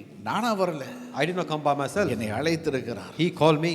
பாருங்க, இந்த வசனம் சொல்லுகிறது, எனக்கு என்னென்ன தகுதி கிடைச்சிருக்கான் பாருங்க. So this scripture says what are the privilege we received? எனக்கு கொடுக்கப்பட்டிருக்கிற பொறுப்பு என்ன? What are the responsibilities I've been given? அவருடைய புண்ணியங்களை நான் அறிவிக்கணும். We need to declare the praises of him. அப்ப நான் வாயை திறந்தாலே அவர் எப்படிப்பட்டவர்னு தான் சொல்லணும். So if I open my mouth, I should only say who God is. இயேசு எப்படிப்பட்டவர்? How is Jesus like? அவர் எனக்கு என்ன செய்திருக்கிறார்? What he has done for me. மற்றவர்களுக்கு என்ன செய்ய முடியும்? What he can do for others. அப்ப என்னுடைய பேச்சு, என்னுடைய பாடல், என்னுடைய ஆராதனை எல்லாம் என்னது? நம்பிக்கை ஊட்டுகிறதா இருக்க வேண்டும். All my talk, my worship, my praise and my speech, everything should be give hope to others. அது மட்டுமல்ல, எனக்கு ஒரு ஐடென்டிட்டி கொடுத்திருக்கிறார், அடையாளத்தை கொடுத்திருக்கிறார். Also he's given me identity. நான் என்னது? தெரிந்து கொள்ளப்பட்ட சந்ததி. I am being a chosen generation. பக்கத்தில் போக சொல்லுங்க, நான் ஒரு தெரிந்து கொள்ளப்பட்ட சந்ததி. Say to your neighbor, I am a chosen people. அது மட்டும் இல்லை, என்ன சொல்கிறார், நான் வந்து ராஜரீகமான ஆசாரிய கூட்டமா. And also it says, I am a royal priesthood. அப்போ ஆரம்பத்திலே சொன்ன பாருங்க, நானும் நீங்கள் எப்படிப்பட்டவங்க, எப்படி தேவனுக்கு முன்னால வரணும், the பெஸ்ட்டாக வரணும். So as I said earlier previously, we should come in a best way to ஒருவே worship the சொல்லுவாங்க, Lord. எங்கள்கிட்ட இருக்கிறது தானே நாங்கள் உடுத்திட்டு வரலாம். Maybe you can say, I can dress only what I have. தப்பே கிடையாது. Nothing wrong in it. தமிழில் ஒரு பழமொழி இருக்குது, கந்தையானாலும் கசக்கி கட்டுன்னுவாங்க. There's a saying in the world, in the Tamil, even if it's a piece of cloth, wash it and wear it. மோசமான உடுப்பாக இருக்கலாம், It could be a worst cloth. ஆனால் அதை கூட என்ன செய்ய, நல்லா கழுவி சுத்தமாக ஞாயிற்றுக்கிழமை போட்டுட்டு ஆலயத்துக்கு தேவ பிரசன்னத்துக்கு வா. Even that piece of a shirt, wash it properly, press it and ஏன்னா அவர் wear it to பெரியவர். church. Because he's a great God. அவர் பெரியவர். He's a great God. அவருக்கு நான் எதையுமே கொடுத்து என்ன செய்ய முடியாது, ஈடாகாது. Nothing can able to compare or can equal to what I can even give it to God. அவர் செய்த நன்மைகளுக்கு நான் எதையும் கொடுத்து என்ன செய்ய முடியாது, அவரை திருப்திப்படுத்தவே. I cannot able to please God by giving anything which can able to please Him. அப்ப ராஜரீகமான ஆசாரிய கூட்டம். So we have been called as a royal priesthood. அதுக்கு அது மட்டும் இல்லை, பரிசுத்த ஜாதின்னு சொல்றாரு. Next one he says, I am a holy nation. அவன் பக்கத்தில் போய் சொல்லுங்க, நான் ஒரு பரிசுத்த ஜாதி. Say to your neighbor, I am a holy nation. எனக்குன்னு ஒரு ஜாதி இருக்கு. I have a caste. இல்லையா, அது என்ன ஜாதி? அது பரிசுத்த ஜாதி. What caste is it? I am a holy nation. நான் தேவனுடைய பிள்ளைனால என்ன, அது பரிசுத்த ஜாதின்னு அர்த்தம். Because I am a child of God, I belong to God. நான் அவருக்கு சொந்தமான ஜனம். I am a people, a nation belong to God. மனுஷரனை ஒதுக்கி விடலாம், People may reject me. நம்மை தூக்கி எறியலாம், They may throw us away. நீ ஒன்றுக்கு உதவாதவன்னு சொல்லலாம், You are not fit for anything. நீ அசிங்கம்னு சொல்லி நம்மளை அவலட்சணப்படுத்தலாம். They can say you are a shameful thing. ஆனா ஆண்டவர் என்ன பார்த்து சொல்றாரு, But the Lord God say unto me, நீ எனக்கு சொந்தமானவன்னு சொல்ற. You belong to me. நீ எனக்கு சொந்தமானவன். You belong to me. நம்ம என்ன சொல்றோம் அவரை பார்த்து? What do we say? நம்மளும் சொல்றோம், ஆண்டவரே நீர் என்னுடையவர், Lord God, you are mine. நீர் எனக்கு சொந்தமானவர். Lord, you belong to me. இதெல்லாம் வந்து நம்ம செய்த காரியங்கள்னால வந்தது கிடையாது. This is not the thing we received because of what we have done. நான் கொடுத்த காணிக்கையினாலோ அல்லது நாம் செய்த அர்ப்பணிப்புகள்னாலேயோ தியாகங்கள்னாலேயோ கிடையாது. Not by our sacrifice or not by our offerings. அவருடைய மிகுந்த ஐசுவரியத்தின், கிருபையின் ஐசுவரியத்தினாலே ஏற்பட்ட It காரியம். is all because of the riches of His glory. அப்ப இன்றைய விசுவாசிகள் என்ன செய்கிறாங்க, புதிய உடன்படிக்கையின் கீழாக வருகிறார்கள். So today's believers, they come under the new covenant. இதை தான் ஒன்று கொண்டு இல்லை நாங்கள் வாசிக்கிறோம். இயேசு என்ன சொன்னார், இது என்னுடைய இரத்தத்தினாலாகிய புதிய So உடன்படிக்கை. this is what we read in the New Testament. Jesus Christ says, this is the covenant through the new covenant through the blood of mine. அப்ப இயேசு என்ன செய்தார், இதுக்கு எல்லாத்துக்கும் ஒரு முடிவு கட்டிட்டார். So what Jesus did is he made an end for all of this. இன்னும் இஸ்ரவேல் ஜனங்கள், யூத ஜனங்கள் இன்னும் அறியாமையில் வாழ்ந்து கொண்டிருக்கிறாங்க. Even until today, the Israelite people, the Jewish people, they're living in the lack of knowledge. காரணம் என்ன, அவர் மேசியாவை வந்தும் கூட மேசியாவை சிலுவையில் அடிச்சிட்டாங்க. The reason, because even though Jesus Christ came as a Messiah, they crucified him on the cross. அவருடைய கண்கள் அதை மறைச்சிருச்சு. Their eyes were hidden. ஆனா கர்த்தருக்கு ஸ்தோத்திரம், புறஜாதிகளாகிய நமக்கு, அந்நிய ஜாதிகளாகிய நமக்கு அதை கர்த்தர் வெளிப்படுத்தி இருக்கிறார். Praise be to God. As we the Gentiles, God has revealed Himself to us. எப்படி ஒரு பிரதான ஆசாரியன் வருஷத்துக்கு ஒரு முறை தன் ரத்தத்தை எடுத்துக்கொண்டு மகாபரிசுத்த ஸ்தலத்துக்குள் போக வேண்டுமோ, How a high priest should go carry the blood for once in a year. அதே வண்ணமாக இயேசு என்ன செய்கிறார், தன்னுடைய ரத்தத்தையே சுமந்து கொண்டு மகாபரிசுத்த ஸ்தலத்துக்குள்ளாக போயிருக்கிறார். In the same way, our Lord and Savior, the high priest Jesus Christ, shed His own blood and took unto the most holy place. எபிரேயர் 10:12 இப்படியாய் சொல்லுகிறது. Hebrews chapter 10 verse 12 says. எபிரேயர் 10:12. Hebrews chapter 10 verse 12. இவரோ பாவங்களுக்காக ஒரே பலியை செலுத்தி என்றென்றைக்கும் தேவனுடைய வலது பார்சத்தில் உட்கார்ந்து அப்படின்னு வாசிக்கிறோம். But when this priest had offered for all time one sacrifice for sins, he sat down at the right hand of God. இல்லையா, ஒரே தரம், One time, 10 தரம் கிடையாது. not 10 times. முந்தி என்ன இருந்தது, டெய்லி பலி தான் இருந்தது. Before in the Old Testament days, every day there's a sacrifice. அந்த காலத்தில் நீங்கள் அங்கே ஆசிரியப்பு கூடாரத்தில் போயிருப்பீர்களே, ஆனால் அது வந்து அவ்வளவு சுத்தமாக இருந்திருக்காது. If in those days, if you have been entered to the courtyard, it won't be that clean. எங்கே பார்த்தாலும் ரத்தமும் மாடும் ஆடும் அப்படியே இருக்கும். Everywhere you can able to see the animals being slaughtered and all the blood. இன்னைக்கு நம்முடைய ஆலயங்கள் எவ்வளோ க்ளீனாக வச்சுருக்கிறோம். In these days, we can say that how clean we can maintain our church. அதுக்கு கூட இயேசு தான் காரணம். The reason behind this, Jesus Christ our Lord. இல்லை இயேசு இன்னைக்கும் பலி செலுத்தணும்னு சொல்லியிருந்தாருன்னா யோசிச்சு பாருங்க, இன்னைக்கு வெளியெல்லாம் ரத்தமாக இருக்கும். If Jesus Christ would have said, even until today, even you have to do the sacrifice, outside everywhere will be blood. சவுத்தல் மார்க்கெட்டே இங்கே வந்திருக்கும். The whole entire Southall market would be there. ஆடு மாடு கோழி எல்லாம் புறா எல்லாம் விற்பாங்க. நீ All the people will be selling the sheep, goats, cows and the pigeons.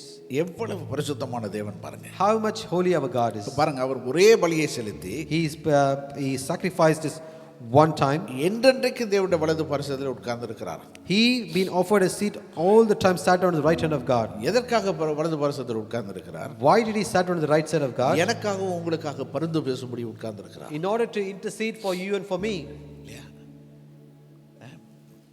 பரிந்து பேசுகிறார். He is interceding. அப்ப பிதா என்ன சொல்றாரு? சில நேரத்தில் நம்ம சில காரியங்களை செய்யும்போது, Father God, when he says one certain thing, நாம் சில காரியங்களை செய்யும்போது, when we do say certain things, அவருக்கு அது கோபத்தை உண்டு பண்ணுகிறது. it may kindle the fire, the anger of God. ஆனா இயேசு என்ன சொல்றாரு? But what Jesus Christ says is, பிதாவை பார்த்து என்ன சொல்றாரு?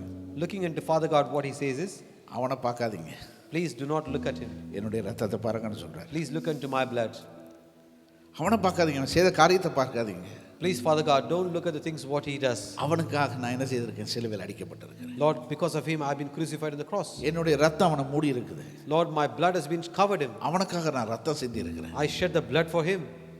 அந்த ரத்தத்தை பாருங்கன்றார். Please look into that blood. அதுதான் நமக்காக வேண்டுதல் செய்கிறார். That is what God, for Jesus Christ, interceding for us. அது மட்டும் பரிசுத்த ஆவியானவர் தேவன் நமக்கு கொடுத்திருக்கிறார். And also Jesus Christ provided the Holy Spirit to us. அதுவும் கூட வசனம் சொல்லுகிறது, நாம் வேண்டிக் கொள்வது இன்னதென்று அறியாதிருக்கும் போது வாக்கு வாக்குக்கு அடங்காத பெருமூச்சுகளோடு நமக்காக தேவனிடத்தில் என்ன செய்கிறாரா?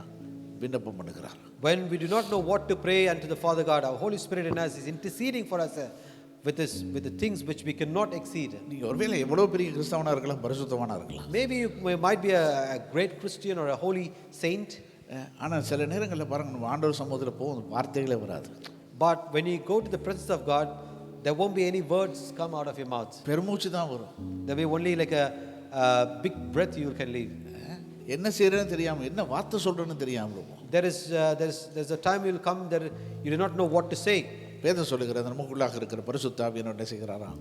பெருமூச்சுகளோடு, வாக்கு கடங்காத பெருமூச்சுகளோடு நமக்காக அவர் பரிந்து பேசுகிறார். The Bible says the Holy Spirit in us, he intercedes for us with a big breath, with a speech. எபிரேயர் 7:25 கொஞ்சம் குயிக்கா போவோம். Hebrew chapter 7:25. என்ன டைம் முடிஞ்சது. ஓகே, 7:25 பாருங்க. அந்த வசனம் சொல்லுகிறது, மேலும் தமது மூலமாய் தேவனிடத்தில் சேருகிறவர்களுக்காக வேண்டுதல் செய்யும்படிக்கு அவர் எப்பொழுதும் உயிரோடு இருக்கிறவராகையால் அவர்களை முற்றுமுடிய ரட்சிக்க வல்லவராய் இருக்கிறார். Therefore he is able to save completely those who come to God through him, because he always lives to intercede for them. Hallelujah. Amen. அவர் எப்பொழுது என்ன செய்கிறார்? நமக்காக பரிந்து பேசுகிறார். So he always intercedes for us. அப்ப இயேசு செய்த இந்த காரியத்தினாலே, because the thing what Jesus Christ did for us, அந்த லேவிய முறைமையை அப்படி என்ன செய்தார்? அவர் ரத்து பண்ணி விட்டார். what our Lord Christ did is he made the Levitical system to be an obsolete system. பாருங்க, எபிரேயர் 8:13 வசனத்தில் அதை வாசிக்கிறோம். This is what we read in Hebrew chapter 8 verse 13. எபிரேயர் 8:13. Hebrew chapter 8 verse 13. வாசிக்கிறோம். புது உடன்படிக்கை என்று அவர் சொல்லுகிறதினாலே முந்தினதை பழமையாக்கினார், பழமையானதும் நாள்பட்டதுமாய் இருக்கிறது, உருவழிந்து போக காலம் சமீபமாய் இருக்கிறது. By calling this covenant new, he has made the first one obsolete, and what is obsolete and outdated will soon disappear. அப்படின்னா என்ன? அந்த பழைய உடன்படிக்கை அப்படியே மறைஞ்சு காலாவதி ஆயிருச்சு. Which means the Old Testament is completely disappeared and become obsolete. அதனால எந்த பிரயோஜனமும் இனி கிடையாது. And there's no use out of it. ஏன்னா ஒரு புது உடன்படிக்கையை தேவன் நமக்கு தந்துட்டார். Because our God has given a new covenant for us. அப்ப யூத மக்களுக்கு தேவன் உரைத்த அந்த வாக்குத்தத்தத்தை தேவன் நமக்கு நிறைவேற்றி இருக்கிறார். So what God has promised for the Old Testament, the Jewish people, God has fulfilled in our lives. எரேமியா மூலமாக கர்த்தர் அந்த வாக்கை உரைத்தார். Through Jeremiah, God has revealed that promise. சரி, அப்ப நம்ம என்ன செய்யணும் பாருங்க. எபிரேயர் 4:16 வசனம். What we should do is, according to Hebrew chapter 4 verse 16, ஆதலால் நாம் இரக்கத்தை பெறவும் ஏற்ற சமயத்தில் சகாயம் செய்யும் கிருபை அடையவும் தைரியமாய் கிருபாசன தண்டையிலே சேரக்கிடவும். let us then approach God's throne of grace with confidence, so that we may receive mercy and find grace to help us in our time of need. அப்படியானால் என்ன சொல்ல வர, நீங்கள் தைரியமாக தேவ பிரசன்னத்துக்கு வாங்கன்னு சொல்கிறார். Which means it says, come with a bold confidence into the presence of God. ஆதாமும் ஏவாளும் என்ன செய்தாங்க? தேவ சந்நிதியிலிருந்து விலகி ஓடுனாங்க. Adam and Eve, they hide away from the presence of God. ஏன்னா ஒருத்தன் குற்றம் தவறு செய்து வச்சுட்டான். Because the one has committed this mistake, fault. ஆனால் புதிய உடன்படிக்கை என்ன சொல்லுகிறது? நீ தவறு செய்திருந்தாலும் என்னிடத்துல வா அப்படின்னு சொல்லுகிறார். The new covenant, what it says is, even though you committed a mistake, you come unto me. அங்கே தானே வாசிக்கிறான் இல்லையா? 1 யோவான் 9 வாசிக்கிறேன், நம்மளே பாவம் இல்லை என்போமானால் நம்மை வஞ்சிக்கிறவர்களாக இருப்போம். This is what we read in 1 John chapter 1 verse 9. If you say that we have no sin, we deceive ourselves. நம்முடைய பாவங்களை நாம் அறிக்கையிட்டால் நம்முடைய எல்லா பாவங்களையும் மன்னித்து நம்முடைய எல்லா அநியாயங்களையும் நீக்கி கழுவி சுத்திகரிப்பதற்கு அவர் உண்மையும் நீதியும் உள்ளவருமாய் இருக்கிறார். Man, if we confess our sins, and he is just and righteous to forgive our sins. அப்போ நம்ம செய்தது பாவம்னு தெரிஞ்சதுக்கு அப்புறம் அந்த பாவத்தை வச்சுக்கிட்டு தேவ சமூகத்திலேருந்து ஒளிஞ்சு ஓடிடக்கூடாது. தைரியமாக தேவ சமூகத்தில் வந்து, ஆண்டவரே நான் செய்தது பாவம், என்னை மன்னியும், எனக்கு உதவி செய்யும் என்று சொல்லுவோமானால் அவருடைய மறுபடியும் என்ன செய்வார்? அவருடைய ரத்தம் நம்மை கழுவி சுத்திகரிக்கும். If we come to know that what we have done is a sin, if we come unto him and say, Lord God, Father, I have committed a sin, he is just and righteous to forgive our sins, and his blood is cleansing all our sins. Hallelujah. Amen.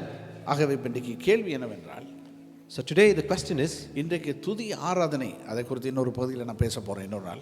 So the praise and worship, I'm going to speak for more time in the coming days. துதி ஆராதனையில் பாருங்க, ஒரு சில ஒழுங்குமுறைகள் இருக்கிறது. So when we say praise and worship, there's certain disciplines been given. நான் அந்த செய்தியின் ஆரம்பத்திலே சொன்னேன், இது பரலோகத்தின் மாதிரின்னு சொன்னேன். In the beginning of my sermon, I said this is a model of heaven. அப்படிதானே மோசேக்கு சொன்னார், இது பரலோகத்தில் இருக்கிற மாதிரி ஏன் நீ பூமியிலே உனக்கு வாசஸ்தலத்தை ஏற்படுத்து. This is how God said to Moses, according to how it was in heaven, do one for in the earthly kingdom as well. இதெல்லாம் மாறிடுச்சு.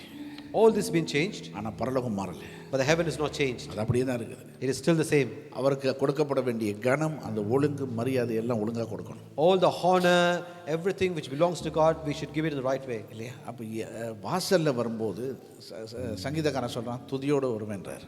And the psalmist says, as he entered the gates, he come with praise. பிரகாரங்களில் புகழ்ச்சியோடு வருவேன். In his courts, he come with the praise.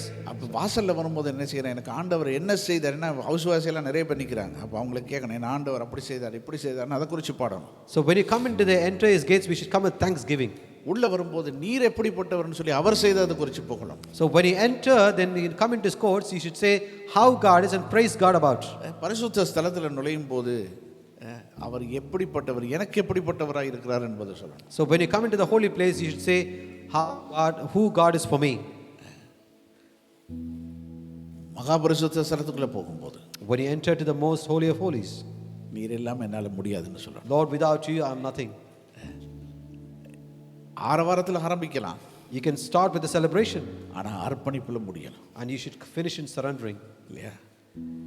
பாருங்க அது எப்படி இருக்குதுன்னு கேட்டா, நம்ம car பார்க்குக்கு வரோம். For example, we coming into the car park. Car பார்க்கில் இருந்து எல்லாம் வந்து அப்படியே பாடி எல்லாம் உள்ள வந்துடுறோம். இதை வச்சுக்கொள்வோம், இதை தான் நம்முடைய என்னது பரிசுத்த ஸ்தலம்னு வச்சுக்குவோம். So let's imagine this is the most holy place, the church hall. இல்லை, ஹோலி பிளேஸ். Holy place. சரி, நம்ம என்ன செய்வோம்? சிலர் வந்து அதோடய போயிடும், காப்பாக்கோடய போயிடும். Many of us, what we do is we leave, go away from the car park. ஏன்னா அந்த 5 பாட்டு பாடி முடியும் முந்தையே ½ an hour டைம் போயிடும். Because by singing the 5 songs, the time is finished. அதில் காப்பாக்கோட ரிட்டர்ன் பாதி பேர். Half of you is returned from the car park. சிலர் உள்ள வரோம், ஹோலி பிளேஸுக்கு வரோம், பரிசுத்த ஸ்தலத்துக்கு வரோம். Some come to the holy place. ஆனால் என்ன செய்யறது இல்லை, மகாபரிசுத்த ஸ்தலத்துக்குள்ள போகிறது கிடையாது. But what we do is we are not entering to the most holy of holies. ஏன்னா இங்கேயே வந்து காட்டு கத்தல் கத்திக்கிட்டு இருப்போம். Even until now here we shout out. கத்திக்கிட்டு இருப்போம். Because we shout out. நம்ம என்ன உணரணும்னா, நாங்கள் தேவ பிரசன்னத்துக்குள்ள நுழைகிறோம் என்பதை உணரணும். What we need to know is that we are entering to the most holy of holies. தேவ பிரசன்னத்தில் நாங்கள் போகும்போது நாங்கள் பேச வேண்டிய அவசியம் கிடையாது. When we enter to the most holy of holies, the presence of God, is no need for us to speak. ஒரு வசனத்தை நான் வாசிக்க விரும்புகிறேன். I would like to read out one scripture. உன்னத பாட்டு புஸ்தகம் Song of Solomon, 6ஆம் அதிகாரம் 3ஆம் வசனம். chapter 6 verse 3. எல்லாரும் எடுத்துக்கங்க.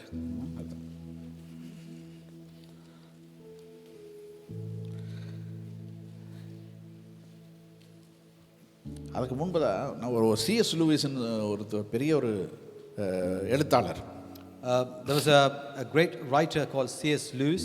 நிறைய சினிமா படங்கள்லாம் அவர் எடுத்த படங்கள் வந்திருக்கிறது. There are many movies have been released. எத்தனை பேர் தெரியும் சிஎஸ் லூயிஸை பற்றி? How many of you know C.S. Lewis? Young பீப்புளுக்கு தெரியும். Young ones know. அப்போ அந்த சிஎஸ் லூயிஸ் சொல்கிறாரு, உண்மையில் ஏற்கனவே கர்த்தர் நம்முடன் இருக்கிறார். C.S. Lewis says like this, for in reality God is already present with us. அப்போ உண்மையில் கர்த்தர் நம்மோடே இருக்கிறார். In reality God is already present with us. பின்பு சொல்றாரு, நம்ம கர்த்தருடைய பிரசன்னத்தை உணர நாம தான் விழித்தெழ வேண்டும் என்று சொல்கிறார். And later, in order to feel the presence of God, it is we who need to awaken the God's presence. Need to wake up. அப்போ நம்ம என்ன செய்யணும்? தூங்கிட்டு இருக்கிறோம். What we are doing is we are sleeping in this place. அப்போ நமக்கு தெரியணும், நான் யார், நான் எங்கே இருக்கிறேன், எனக்கு என்ன அதிகாரம் இருக்குது, என்ன உரிமையை தேவன் கொடுத்துருக்கிறார். So we need to know that who am I, what authority God has given to me, what are the responsibilities God has given in my hands. அது தெரியாத பட்சத்தில் நம்ம என்ன செய்ய முடியாது? ஆண்டவரோடு உறவு கொள்ள முடியாது. Without this knowledge, knowing this, there's nothing we can do in the presence of God. பாருங்க, நம்ம எத்தனை பேருக்கு பிரிட்டிஷ் பாஸ்போர்ட் புத்தகம் இருக்குது? As you all know, many of us carrying the British passport. நம்ம கேட்டோன்னா என்ன சொல்லுவேன்? நீ யாருன்னு கேட்டால் நம்ம என்ன சொல்லுவோம்? ஐம் பிரிட்டிஷ்னு சொல்லுவோமா, அல்லது ஐம் ஸ்ரீலங்கன், அல்லது ஐம் இந்தியன் அப்படின்னு சொல்லுவோமா? So if somebody approach you and ask you who you are, what's your citizenship, will you say that I'm a British or I'm a Sri Lankan? என்னன்னு சொல்லுவீங்க? பிரிட்டிஷ்னு தானே சொல்லணும் நீங்கள். You will say I'm British. இதுதான் நம்மளோட சொந்த ஊர், சொந்த நாடு. So this is a nation you belong to. ஆனால் நம்ம அப்படி சொல்கிறது கிடையாது. But we don't say like that. I'm an Indian, I'm a Sri Lankan. அதை தான் சொல்லிட்டு இருக்கோம். So we do say that I'm an Indian, I'm a Sri Lankan. ஏன்னா நம்ம அப்படி சொல்லி பழகி போச்சு பாருங்க, நான் ஒரு பாவி. Because we made it practice saying that I'm a sinner. நான் உனக்கு உதவாதவன். I'm not fit for anything. நான் என்னது அது சொல்லி பழகிருச்சு அப்படியே. Because we have been used to it. அந்த பஞ்சப்பாட்டையே பாடி, அந்த பழைய துக்கத்தையே பேசி, அதையே பாட்டா பாடி, அதையே பழகிட்டோம். Because we are used to the old same sad songs. அப்போ சிஎஸ் லூயிஸ் சொல்றாரு, எலும்பு விழித்தெலும்பு, வேக் அப்னு சொல்லுகிறார். C.S. Lewis says like this, awaken in the God's presence. நீ ஒரு காலத்தில் ஸ்ரீலங்கனா இருந்திருக்கலாம், இந்தியனா இருந்திருக்கலாம். Once upon a time you might be lived in Sri Lanka or in India. ஆனால் இப்பொழுது உனக்கு பிரிட்டிஷ் என்கிற ஒரு அதிகாரத்தை, உரிமையை கர்த்தர் கொடுத்திருக்கிறார். Now God has given you the authority and citizenship. You are a British. அப்படியானால் இந்த தேசத்துக்கு உண்மையா இருக்கணும். That means you should be faithful for this nation. அந்த இந்த உரிமையை கொடுத்த கர்த்தருக்கு உண்மையா இருக்கணும். And also the God who given authority to you, you should be faithful for him too. இந்த தேசத்துக்காக ஜெபிக்கணும். You should pray for this nation. இல்லையா? அதே வண்ணமா இந்த தேவ ராஜ்யத்திலே. And the same way is the kingdom of God too. நான் பழைய ஆள் இல்லை. I'm not an old person anymore. ஒருவேளை சர்ச் முடிச்சு போகும்போது கூட யாராவது சொல்லுவாங்க, நீ பழைய ஆள் தானே, உன்னை பற்றி தெரியாதான்னு சொல்லுவாங்க. Just in case if you leave the church and go, somebody might say you are that old person. அதான் சொல்லணும், அது வந்து என்னுடைய ஹிஸ்ட்ரி, அது என்னுடைய சரித்திரம். Looking unto him, you can say that that's my history. ஆனால் என்னுடைய எதிர்காலம் வித்தியாசமாக இருக்குது. But my future is different. எனக்கு புதிய நோக்கம் இருக்குது, புதிய தரிசனம் இருக்குது.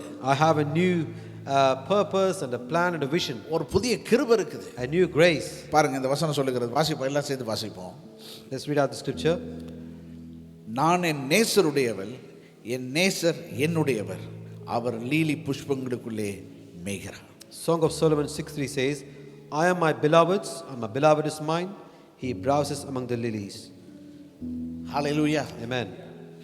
இதுதான் நானும் நீங்களும் பேச வேண்டிய வார்த்தை. This is the words which you and me should speak. நம்முடைய ஆண்டவரை குறித்து நம்ம என்ன சொல்லணும்? What do we talk about our God? நான் என் நேசருடையவர். I am my beloved. நான் நேசருக்குரியவர். I belong to my beloved. Our எனக்குரியவர். And he belonged to me. அதை யாராலையும் என்ன செய்ய முடியாது? மாற்றவே முடியாது. Nobody can change this. ஒருவராலையும் நிறுத்த முடியாது. ஒருவராலையும் இதை மாற்ற முடியாது. Nobody can change that. அதை பாதுகாத்துக் கொள்ள வேண்டியது என்னுடைய கடமை. It is my responsibility to protect that. எனக்கும் அவருக்கு இடையில இருக்கிற உறவுல, The relationship between me and God. யாரும் குறுக்க வர இடம் கொடுக்கவே கூடாது. You should not give place to anyone. இல்லையா? அப்போஸ்தலனாகிய பவுல் சொல்கிறாரு, கிறிஸ்துவின் அன்பை விட்டு எதுவும் என்னை பிரிக்காது என்று நான் நிச்சயித்திருக்கிறேன். Apostle Paul says like this, nothing can separate me from the love of God. அது மாமனா இருக்கலாம், மச்சானா இருக்கலாம். It could be our uncle or any relatives. அது ஒரு வேலையா இருக்கலாம், அல்லது ஒரு காதலியா கூட இருக்கலாம். It could be a work or it could be lovers. ஒரு லவரோ யாராக இருக்கலாம், கேர்ள் ஃப்ரெண்டாக இருக்கலாம், பாய் ஃப்ரெண்டாக இருக்கலாம், It could be a girlfriend, a boyfriend. ஒரு வேலையாக இருக்கலாம், It could be a work. ஒரு மாமனாக இருக்கலாம், ஒரு புருஷனாக இருக்கலாம், மனைவியாக இருக்கலாம். It could be an uncle, your husband, or wife. கிறிஸ்துவுக்கும் எனக்கும் இடையில இருக்கிற அந்த உறவை எதுவும் பிரிக்கக்கூடாது. Nothing could separate the love of God between me and Him. அதுக்கு இடமும் கொடுக்கக்கூடாது. No, we should not even give the place for that. ஏன்னா அந்த பூமியில் இருக்கிற உறவுகள் தற்காலிகமானவை. Because the relationship of the earth is just a temporary one. Our நித்தியமானவர். He is eternal. நித்தியமானவர். He is eternal. இம்மைக்காக Just for this earthly kingdom. மறுமைக்கான காரியங்களை இழந்து போகக்கூடாது. Do not lose the future. யார் என்ன பிரச்சனை வந்தாலும் சொல்லுங்க, நான் கர்த்தருக்காக நான் வாழ்வேன். Whatever the trouble comes, you can say that, Lord, I live for you. அவ்வளவு அதாவது அந்த யோவான் அப்போஸ்தலனாகிய யோவானை தவிர மற்ற எல்லா சீஷர்கள் எல்லா அப்போஸ்தலர்களும் கொல்லப்பட்டார்கள். Except John the disciple, all the other rest of the disciples, they've been killed as martyrs. ஏன்னு கேட்டா அந்த அன்பு அவ்வளவு முக்கியம் அவங்களுக்கு. Because they consider the love of God is so important. தங்களுடைய ஜீவனையே இயேசுவுக்காக கொடுத்தாங்க. They given their own life for Jesus. பேதுரு இயேசுவை மறுதலித்தான். Peter betrayed, denied Jesus. அவனுடைய மரணம் வந்தபோது When he meet his death, அவன் சிலுவையில கொண்டு அவனை அறைய போனாங்க. they took him to crucify on the cross. அவன் சிலுவையை பார்த்த மாத்திரத்தில் சொன்னான். As soon as he looked at the cross, what he said was, என் இயேசு அறையப்பட்ட சிலுவையில அவர் அறையப்பட்ட விதத்தில் நான் அடிக்கப்படுவதற்கு தகுதி இல்லாத. I'm not worthy to be crucified in the same way how my Lord Jesus Christ was crucified. ஆகவே என்ன செய்யுங்க, தலைகீழ அடிங்கன்னு சொன்னான். So what he said was, crucify me upside down. காரணம் என்ன? அவருடைய அன்பு. The reason because his love. ஆமென் சொல்லாமா? Amen. ஒரு சில வினாடிகள் எல்லாரும் சேர்ந்து நம்முடைய கண்களை மூடி நாங்கள் ஜெபம் பண்ணுவோம். So let us all close our eyes. We're going to pray for a moment. தேவ சமூகத்தில் தேவனுடைய மகா பரிசுத்த ஸ்தலத்தில் பார்க்கிற ஒரு காரியம் என்ன? What is the one thing what we see in the most holy of holies? தேவ பிரசன்னம். The God's presence. தேவ பிரசன்னம். The God's presence. இன்னைக்கு பெந்தேகோஸ்தே நாள். Even today the presence of God is among us. அவர் அழைத்தான் வருவார். He is the one who called us. Invite him to come to us. அவர் அழைத்தால் வருவார். If you invite, he will come unto you. யாரையும் வலுக்கட்டாயம் பண்ணவே மாட்டார். He will not come and force. யாரையும் வற்புறுத்த மாட்டார். He will not come and force you. ஏன்னா அவர் ஒரு கண்ணியவான், தரமான். He is a gentleman. அவர் கூப்பிட்டா வருவார். If you call unto him, he will come. எனக்கு இது வேணும்னு சொன்னா வருவார். If you say, Lord, I need you, he will come. உங்களுடைய பிரச்சனை எனக்கு தேவைன்னு சொன்னா வருவார். If you say that, Lord, I need your presence, he will come. நீங்க என்ன நிரப்பணும், என்ன தொடரணும், என்னை பயன்படுத்தணும்னு சொன்னா அவர் If நிச்சயமா you say that, Lord, you need to fill me, you need to use me, he will surely come unto you. உங்களுடைய அன்புல நான் அங்கீகரிக்கப்படுவேன். Lord, I would like to be in the love of the Lord. Amen. Amen. Dear all, we have several ways you can give your tithes and offerings. You may give in person using the envelopes or by card transaction during the service. You can also give online by scanning the QR code or visiting our website. Checks should be made payable to Bethany Church of God or sent to P.O. Box 294, Southall, Middlesex, UB25EE, United Kingdom. Thank you for your continued generosity and support.